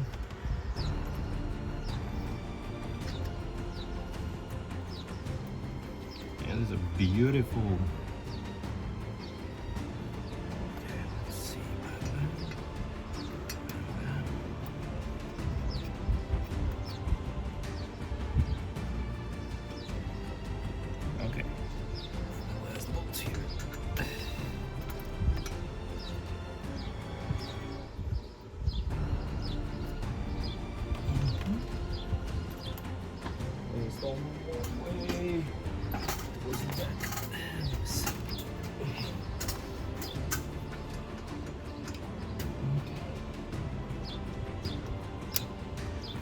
So far, hopefully everything is going to line up. Everything was good. Overlays well. Everything should be just fine.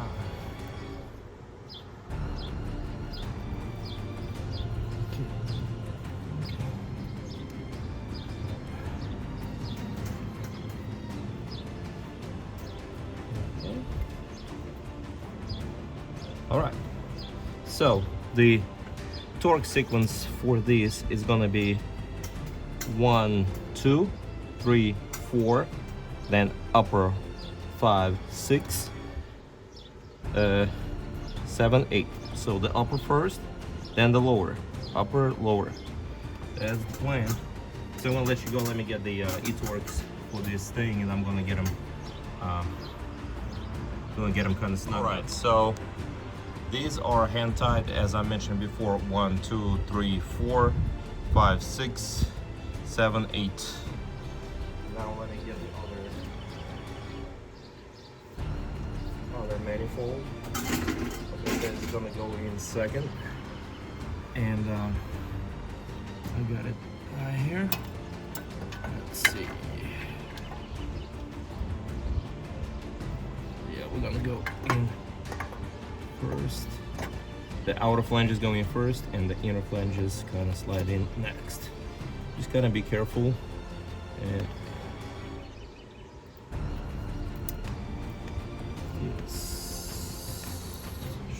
right here.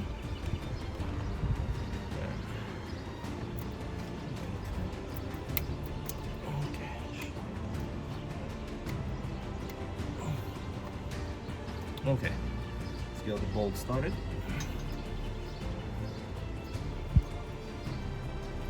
And we're gonna go the same way. At the same time, we're gonna check for clearance between the manifolds. We're gonna make sure nothing is touching.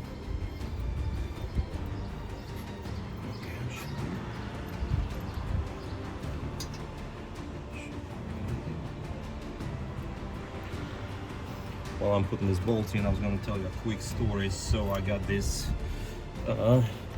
Ceratec coating done by a shop here in the area.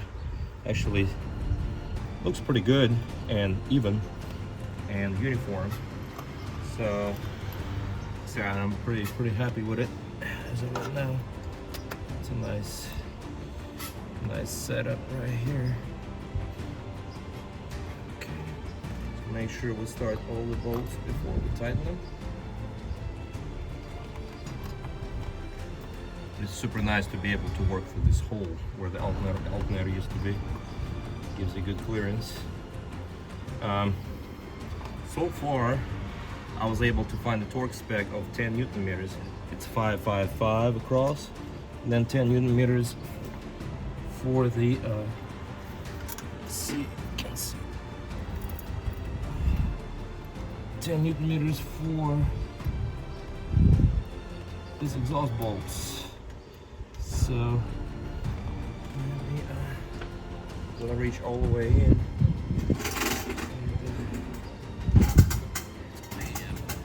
This bolt.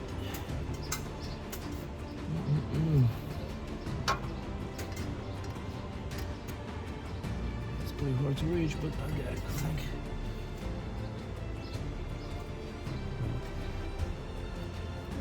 All the manifolds are set in beautifully. I see 2-3 millimeter clearance gap between everything, all the runners, which it's just nice. And it's things done right. Let's see.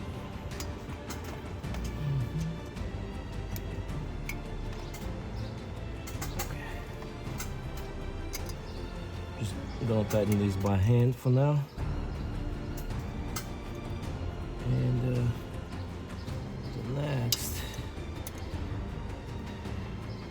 next step is going to be we're going to use a torque wrench for these bolts. It's a total of 16 bolts here, so should work out just fine. Going to check everything, make sure everything clears, and everything should be good to go. And these.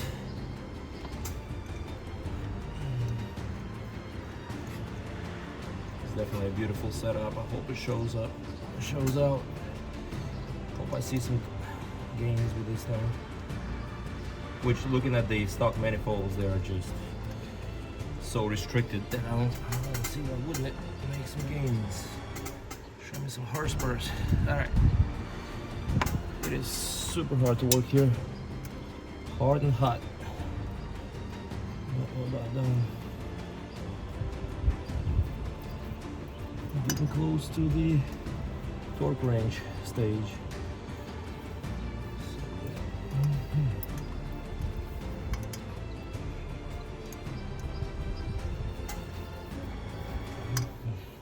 All right, so this is the idea for now. This is where I'm at. I'm gonna go grab a torque wrench and I'm gonna click all these. Okay, so I'm here tightening these bolts, and I'm gonna go by feel. And I think at 25 Newton meters, these bolts feel just better. Well, yeah. Oh, I'm powerful, good grief.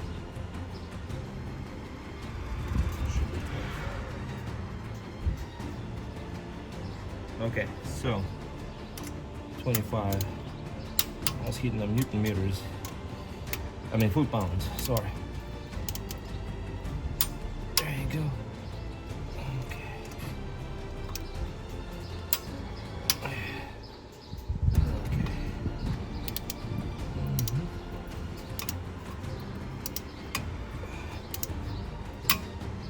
We are compressing that steel gasket, so we have to get some momentum to it. I can see. I'll do my best so you can see. Excellent. Again, the only place I was able to find at 10 Newton meters was kind of sketchy website.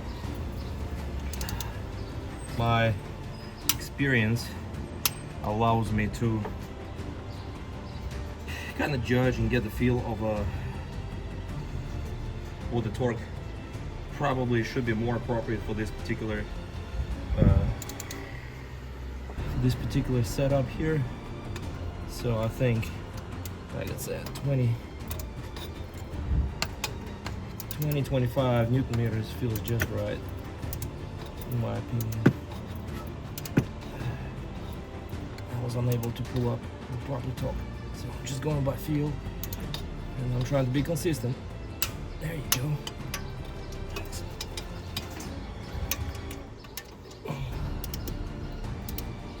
And it's a long reach way up there.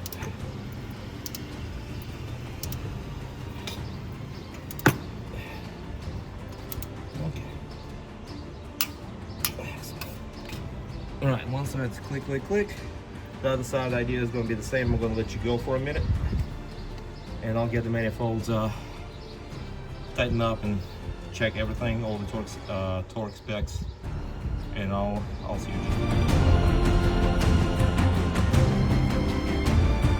So I am assembling everything, and for the day I'm going to install this heat shield, and I'm going to be done. I have to go get some stuff done. So you don't have to do this, but I actually enlarged, increased the diameter of this hole that mounts right there to the right below the alternator, and it's also a mounting location right here on each side. So I got this increased as well. The idea is the new collectors, they are just a little thicker, so I do not want collectors to rub against this heat shield. So what I did is I also bend this in just a tad bit. So the idea is I'm gonna when I'm gonna be tightening this down, I'm gonna lift it up as much as I can so the bolt is actually sitting at the bottom of this hole. So this will lift the heat shield up just a little bit, maybe 3-4 millimeters of that. So yeah, so I'm gonna see how that works out. I haven't done it yet, and I'll report. All right, everybody, so I got this heat shield installed. It is mounted, like I say, just a little higher than it used to be for the holes, just to give me some room, some space between the manifolds and the metal. These are higher just a tad bit as well. So I am about ready to install this alternator. Since it's been a minute, I don't remember how to install it, like from the front or from the back. So we're just about to find out. I'm just gonna set the phone in the mount and try to throw it on. All right, so kind of don't want to go from the back, so I'm gonna see if I can squeeze it in from the front. Again, I just don't remember So just gonna play it by ear and see what that works out for me now. Okay, can't even see. All right, so pinching my fingers, which is inevitable. Yeah, you know what? I think you gotta go from the back because I just don't see this clearing.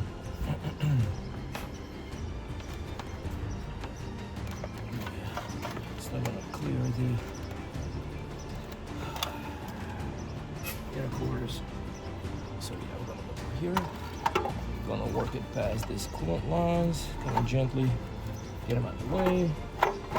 Then gonna hit that fuel line, gonna clear the fuel line.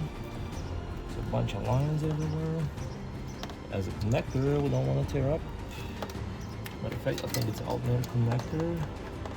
Okay, so I'm catching somewhere.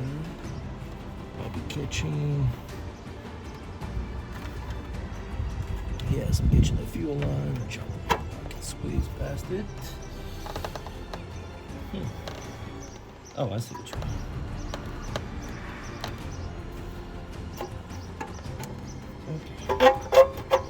Adjust carefully.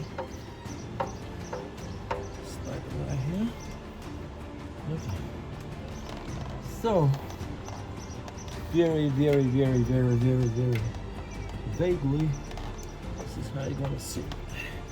Just gotta make sure all the lines are clear.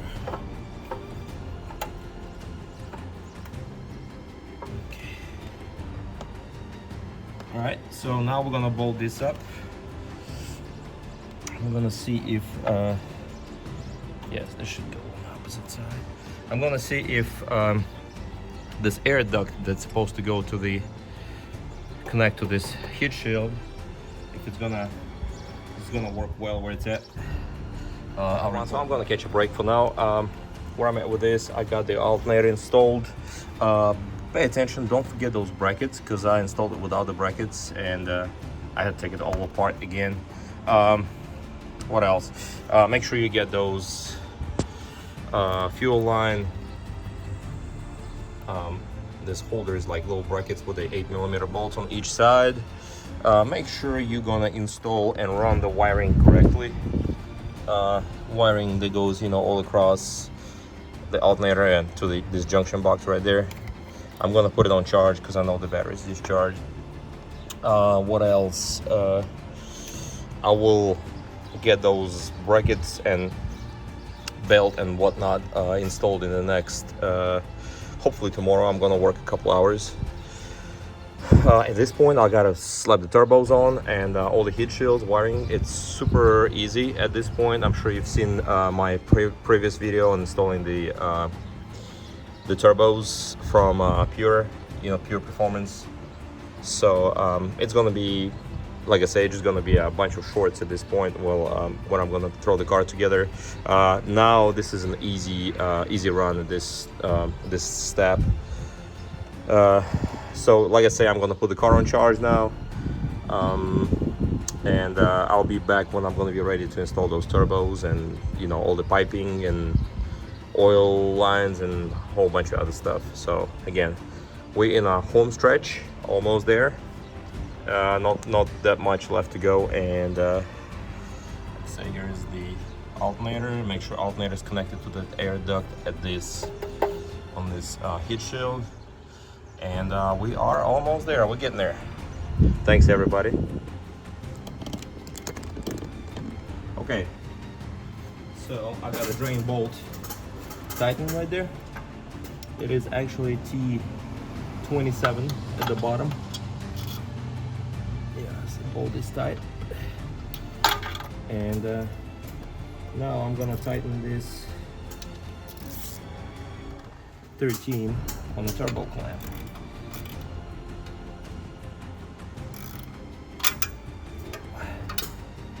Let's see.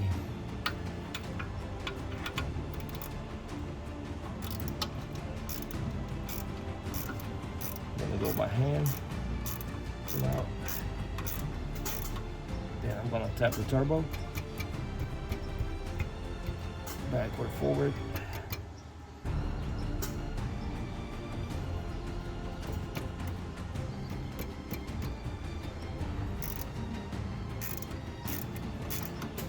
And like I said, that anti-seize that I use, the copper anti-seize, helps it to settle better inside the clamp. So should be coming up now. Test it. Just bump the turbo some. Get the pressure off. We are coming up. This turbo install.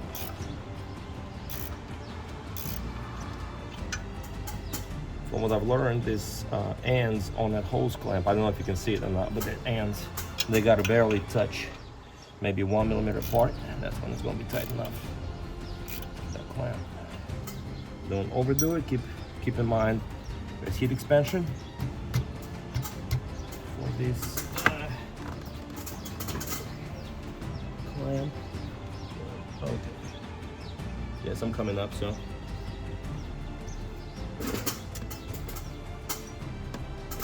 Man, it is a hot day today. It's the best day to install some turbos and some manifolds. Okay, so now I feel the clamp is not gonna go anymore. I don't wanna break it, so I'm gonna stop.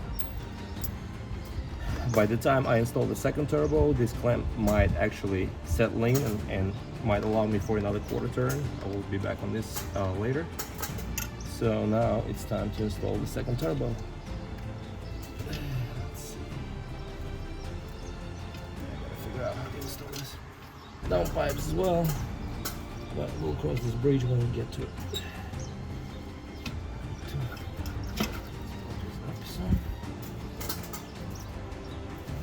Ideally,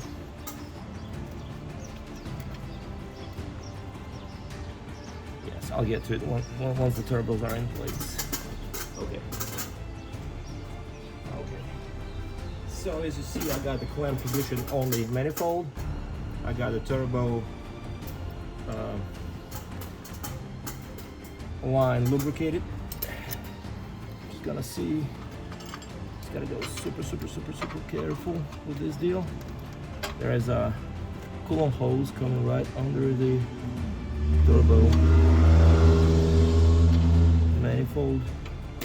Okay, now we're getting close to where it to be.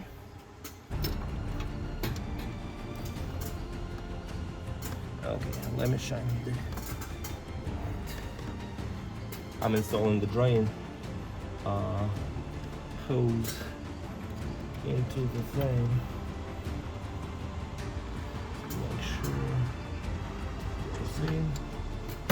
Okay, now it's in. Okay, cool. So turbo should be sitting on top of the gasket. Yeah. Okay. So what I'm gonna do now, as usual, I'm gonna tighten this drain bolt first. Start it by hand so we don't screw up. Okay, this is it. I cannot see nothing here now.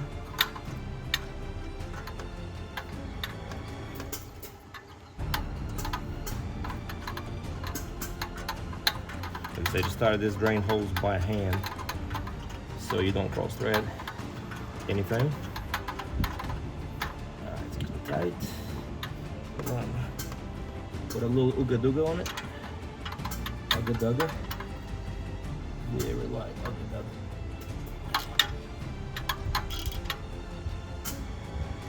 Okay, ooga dooga's on there. Excellent. So the drain line is installed. Now we're gonna fish for, man.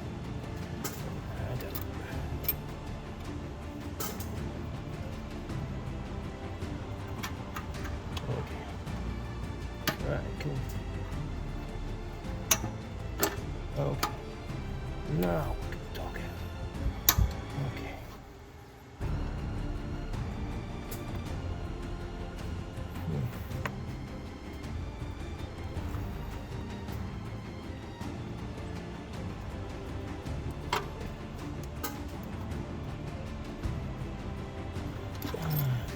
All right, I'm gonna check this manifold all around. I'll be back to it. I just want to share my, I guess, driving experience with this, with the car, with the new setup, with the manifolds. I drove it some last night, and there's a new day. I actually got some rest, so we're gonna see what happens. I mean, yes. So I'm just gonna warm the car up a little bit, driving through the neighborhood. Let me turn it down a little bit. Okay, so I don't have my phone mount, unfortunately, so I'm just gonna hold it, I guess. Okay. Let me turn it down a little more. Okay. So yeah, I just want to warm the car up, but I mean, I don't know if it's a cold start or it feels pretty jumpy with the gas. So we'll see what she does. Again, I'm just gonna turn around a little bit and okay, let's see. Man, I love how this car feels.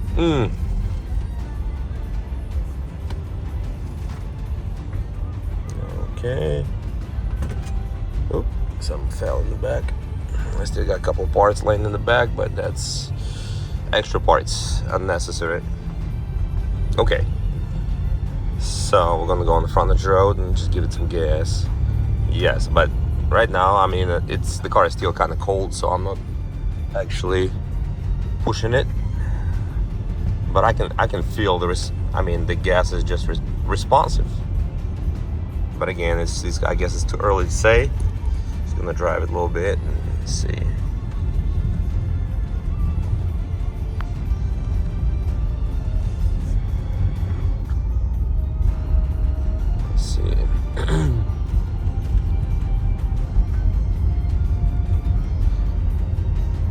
I'm gonna get out on the main street. I mean, so far what I see is, I guess car became quieter. I don't know if it's maybe it's just a placebo again. I'm just trying to drive it a little bit and see what happens. Let me get out there. Yes, well, yes, I give it gas and it goes. And I got some parts back there. Yes, again, the car is still cold. I don't want to get on it hard, and I'm still in the. I actually just realized I'm still in the normal comfortable mode, which is comfort efficient mode, and that's an amazing feeling because I thought I was in the sport mode and I haven't hit the M1 yet. My M1 is actually configured to be more of a sport suspension, sport steering, sport setup, and it's actually yes, that's a nice surprise right there, that the car feels like it's in the sport mode and it's just in the regular eco. Okay, I'm gonna go to the left. I'm gonna wait for the oil to warm up to actually get on a little bit. I'm not gonna do anything crazy, but I just want to feel the drivability. Yes. Okay. I'm still gonna keep it at 2,000 RPM. I'm not gonna do anything crazy till the car warms up. But yes, yes, that was actually impressive. Where you can actually, I thought the car is in the sport mode and it's not. This is awesome. This is a great, yes, that's cool. Yeah. All right, I see the temperature's climbing up a little bit now, oil temperature.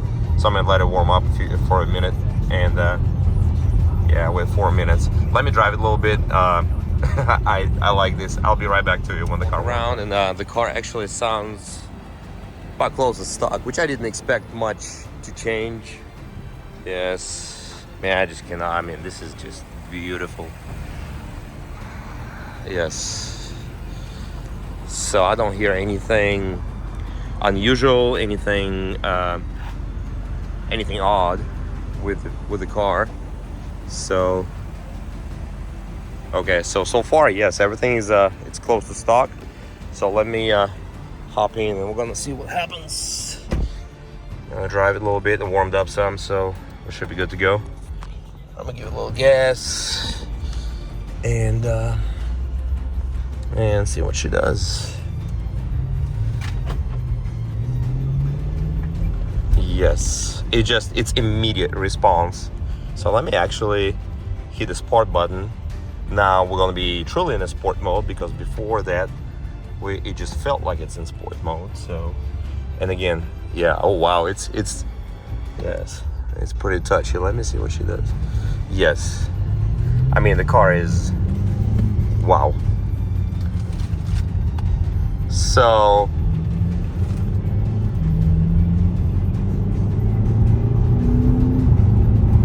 okay, so describe this feeling with a sport mode. It just feels like there is a big train in the back, and it's just a solid push. It pushes the car forward, and that's,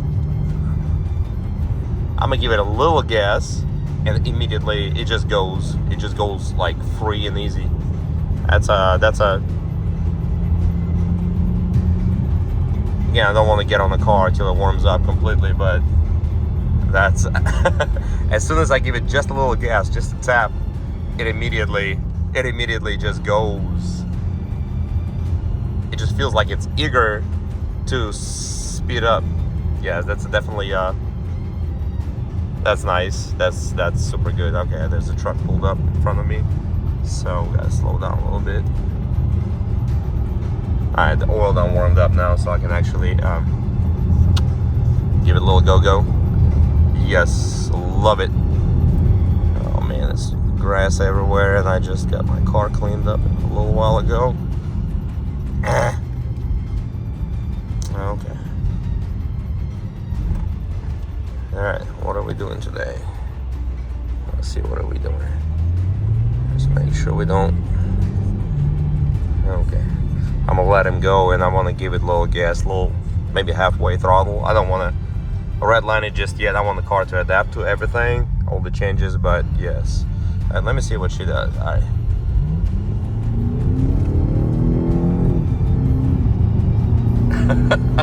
Okay, all right.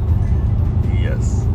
I mean, I'm already at 80, and I did not even, it was like minimal effort. I did not get on the car hard, and I'm already at 80. That's all right. That's nice. Yes, yes, that's very supple. I like it. Yes. Okay, so to sum it up on the manifolds, again, I'm gonna drive the car around a little further, but I love the feel. I love how touchy, in a good way, the gas pedal is, and the car immediately responds. So the whole idea of the manifolds was to increase flow for the faster turbo spool, and I think I got just that. And I need to do a dyno just to kind of get the idea where I'm at compared to the before the baseline, where I was before initially. And yeah, again, yes, okay, man, kids, y'all watch out now, man, can't be walking around like this. Okay, so yes, I mean, it just, yes, it's like bam, it goes. All right, let me turn around, and I'll be back with you with a final video on this. I just want to share my, I guess, driving experience with this with the car, with the new setup, with the manifolds. I drove it some last night, and there's a new day. I actually got some rest, so we're gonna see what happens. I mean, yes. So I'm just gonna warm the car up a little bit, driving through the neighborhood. I'm gonna turn it down a little bit.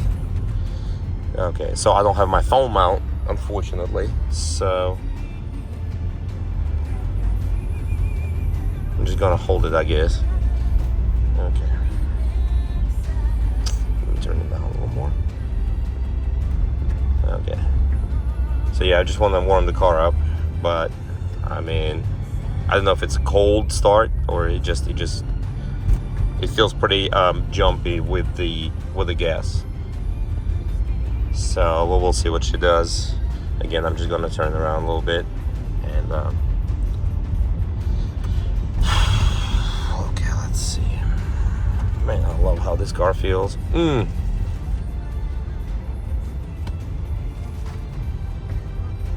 Okay. Oop, something fell in the back. I still got a couple parts laying in the back, but that's extra parts, unnecessary. Okay, so we're gonna go on the front of the road and just give it some gas.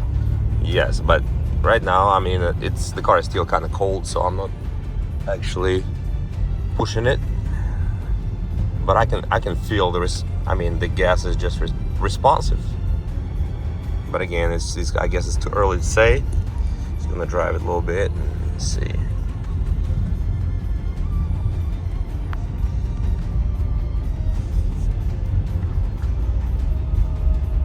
Let's see.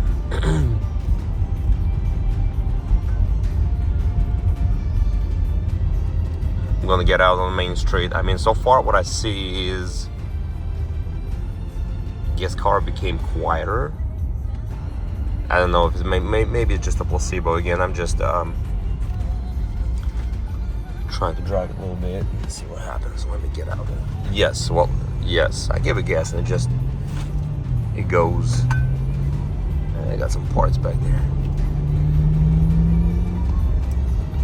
Yes, again, the car is still cold. I don't want to get on it hard, and I'm still in the. I actually just realized I'm still in the normal comfortable mode, which is comfort efficient mode, and that's an amazing feeling because I thought I was in the sport mode and I haven't hit the M1 yet.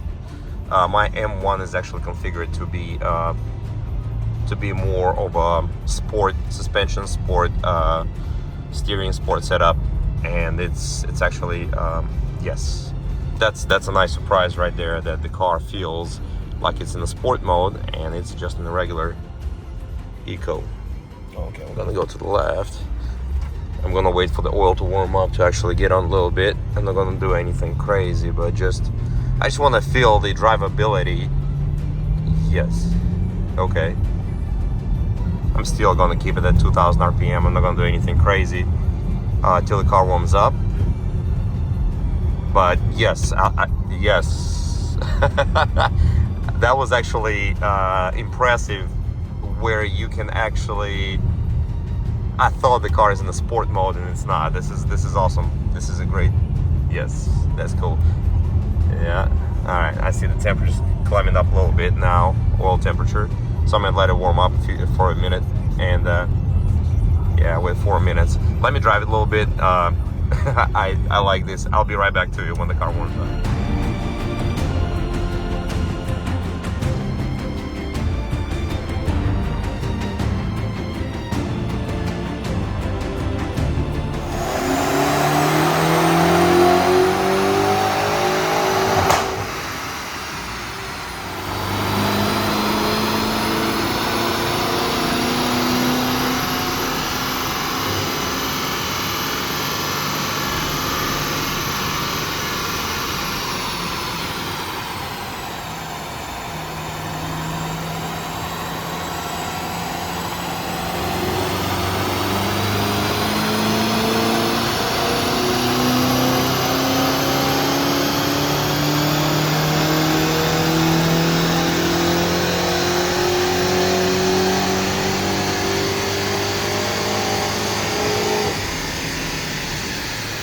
Want to sum something up right quick. I just got back from the dyno run. It literally, the car is still hot and you can hear the fans running.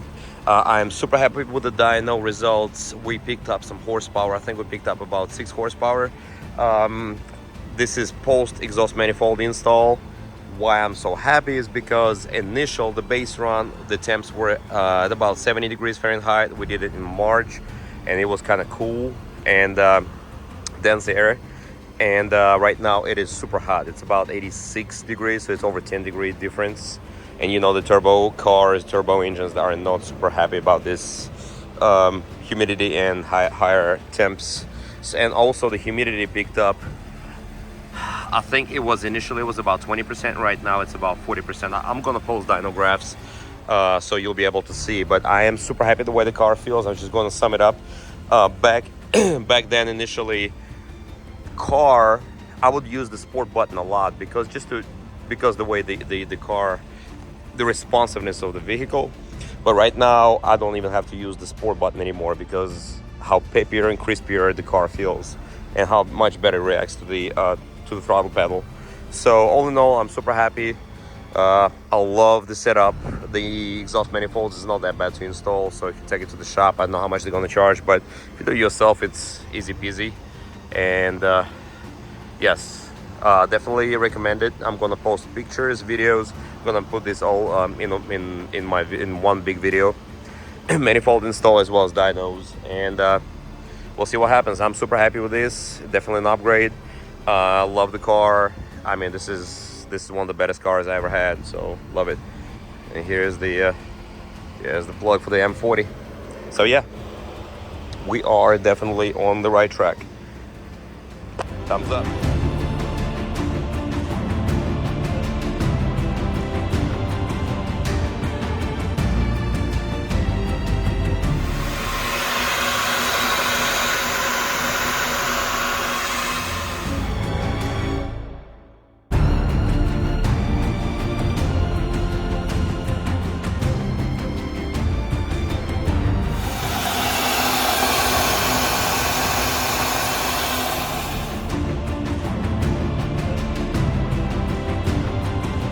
So here's a brief video on the flow. I took pictures of almost all runner tests, but you can tell the flows: 126, 116, 115, 117, and so on. Just give you the idea on the flow capabilities. Here's the second collector. 118, 124. To outflow in a short collector is kind of big deal because there is not much of a flow path there, so it's pretty impressive as well. You see 132, 125, 122, and 114. So yeah, so this is another idea of the flow dynamics and how things work and flow more air and flow smoother. You can see the difference in this piping. It's crazy.